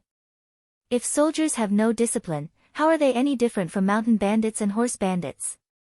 These words were spoken so boldly that Wang Chong had nothing to say. Hee, so the commandant wants to punish us? After all this? Wang Chong suddenly laughed. Humph. Do you think I don't dare to be arrogant? Fury flashed across the eyes of the Big Dipper army commandant. Meritorious service will be rewarded, and mistakes will be punished. I will note down your contributions and record them in the book, but you must also be punished for acting without authorization, escaping without permission, and disobeying orders. Nothing can be accomplished without rules. Guards! Take him down. As the Big Dipper army commandant spoke, he pointed at Wang Chong said. Buzz! As soon as he finished speaking, a few people instantly rushed out of the trench. Each of them was well-built and had a fierce look in their eyes. They even leaped out with iron staffs in their hands. The military staff in the army was not made of wood. Against a true martial realm martial artist, only iron was useful. As soon as the 6 military judges appeared, they immediately fanned out and surrounded Wang Chong. Wait! Seeing the menacing glint in the eyes of the 6 military judges, Wang Chong immediately knew that the Big Dipper army commandant was prepared. When he said that he would take him down and deal with him according to military law, it was not just empty words. He really wanted to do it. If you violate military law, you'll be punished by military law. It's the same no matter how great your contributions are. What else do you have to say now? Take him down. With a cold expression, the Big Dipper army commandant pointed his right index finger at Wang Chong. Ha! Quickly surrender and don't make a mistake. If you dare to resist, your punishment will be increased. Among the 6, one of the military judges shouted. His expression was ferocious. With a shake of his hand, he pulled out a chain and was about to put it on Wang Chong's body. When the military judge in the army enforced the military law, he had already considered the possibility of resistance, so he had prepared this kind of shackle that was similar to the Ministry of Justice. However, unlike the Ministry of Justice, these shackles were made of deep-sea black iron and had inscriptions on them. Every single one of them was extremely sturdy and could not be broken easily. Roar! When one of them made a move, the others immediately roared and pounced on him from all directions. He had long been prepared for this moment. There was no room for Wang Chong to resist. How dare you? Who dares to make a move? Seeing that the military judge was getting serious, Wang Chong decided not to stand on ceremony. With a flick of his right palm, the golden token on the King of Song immediately appeared in his palm. With the token of the King of Song here, who dares to make a move? The silhouette of a vigorous dragon appeared on the golden token, and it was aimed straight at the military judge. Upon seeing the silhouette of the dragon, the 6 military judges felt as if their eyes had been pricked by needles. Their hearts tightened, and they felt as if they had bumped into an invisible wall, causing them to come to a halt. No matter how ignorant they were, they knew that in the Central Plains, the Tang dynasty was the territory of the royal family. Using the silhouette of a dragon was a crime punishable by death. With a single look, they could tell that the token in Wang Chang's hand was of extraordinary origin, and it wielded unparalleled authority. This wasn't an existence that they, military judges, could afford to offend. Wang. Upon seeing the token, even the Big Dipper army commandant's face warped in shock. Without a doubt, he didn't expect Wang Chong to have such an artifact on him. What token? I don't recognize it at all. The Big Dipper army commandant suddenly bellowed. A bunch of bastards, don't fall for his tricks. Take him down and deal with him according to military law. You don't recognize the token of the King of Song? You don't even recognize the transfer order from the Bureau of Military Personnel? However, Wang Chong seemed to have expected such a sight. With a flick of his wrist, he took out another piece of paper and swiftly stowed it away. The transfer order from the Bureau of Military Personnel is to be executed first and report later. This transfer order has the seal of the Bureau of Military Personnel on it, as well as the signatures of many lords. With just a single transfer order, I can send you to the barren lands by the borders, starting from the position of a foot soldier. Do you really think that Geshu Han will be able to protect you? At the end of his words, Wang Chang's voice suddenly rose a notch, and his expression turned stern. Hong Long. A token of the King of Song and a transfer order from the Bureau of Military Personnel paled in comparison to Wang Chang's final words. The Big Dipper army commandant widened his eyes in disbelief as he stared at Wang Chong. He felt as if he had been struck by lightning. You're doing this for Geshu Han, right? Do you really think that I don't know anything? You better think it through. If you want to please that Big Dipper great general of yours, you'll have to see if you can withstand the wrath of the Wang clan and the King of Song clan. You should ask that Lord Geshu Han of yours if he can bear the consequences. Wang Chang's eyes seemed to peer into the depths of the Big Dipper army commandant's soul. Hong Long Long. The Big Dipper army commandant felt as if he had seen a ghost. At this moment, he wasn't just shocked anymore. In fact, there was even a tinge of fear. This young man was far more difficult to deal with than he had imagined. He had thought that everything he had done was flawless, but he couldn't figure out where he had exposed himself. Moreover, the pressure revealed in the other party's words caused him to break out in a cold sweat. It was like a raging storm.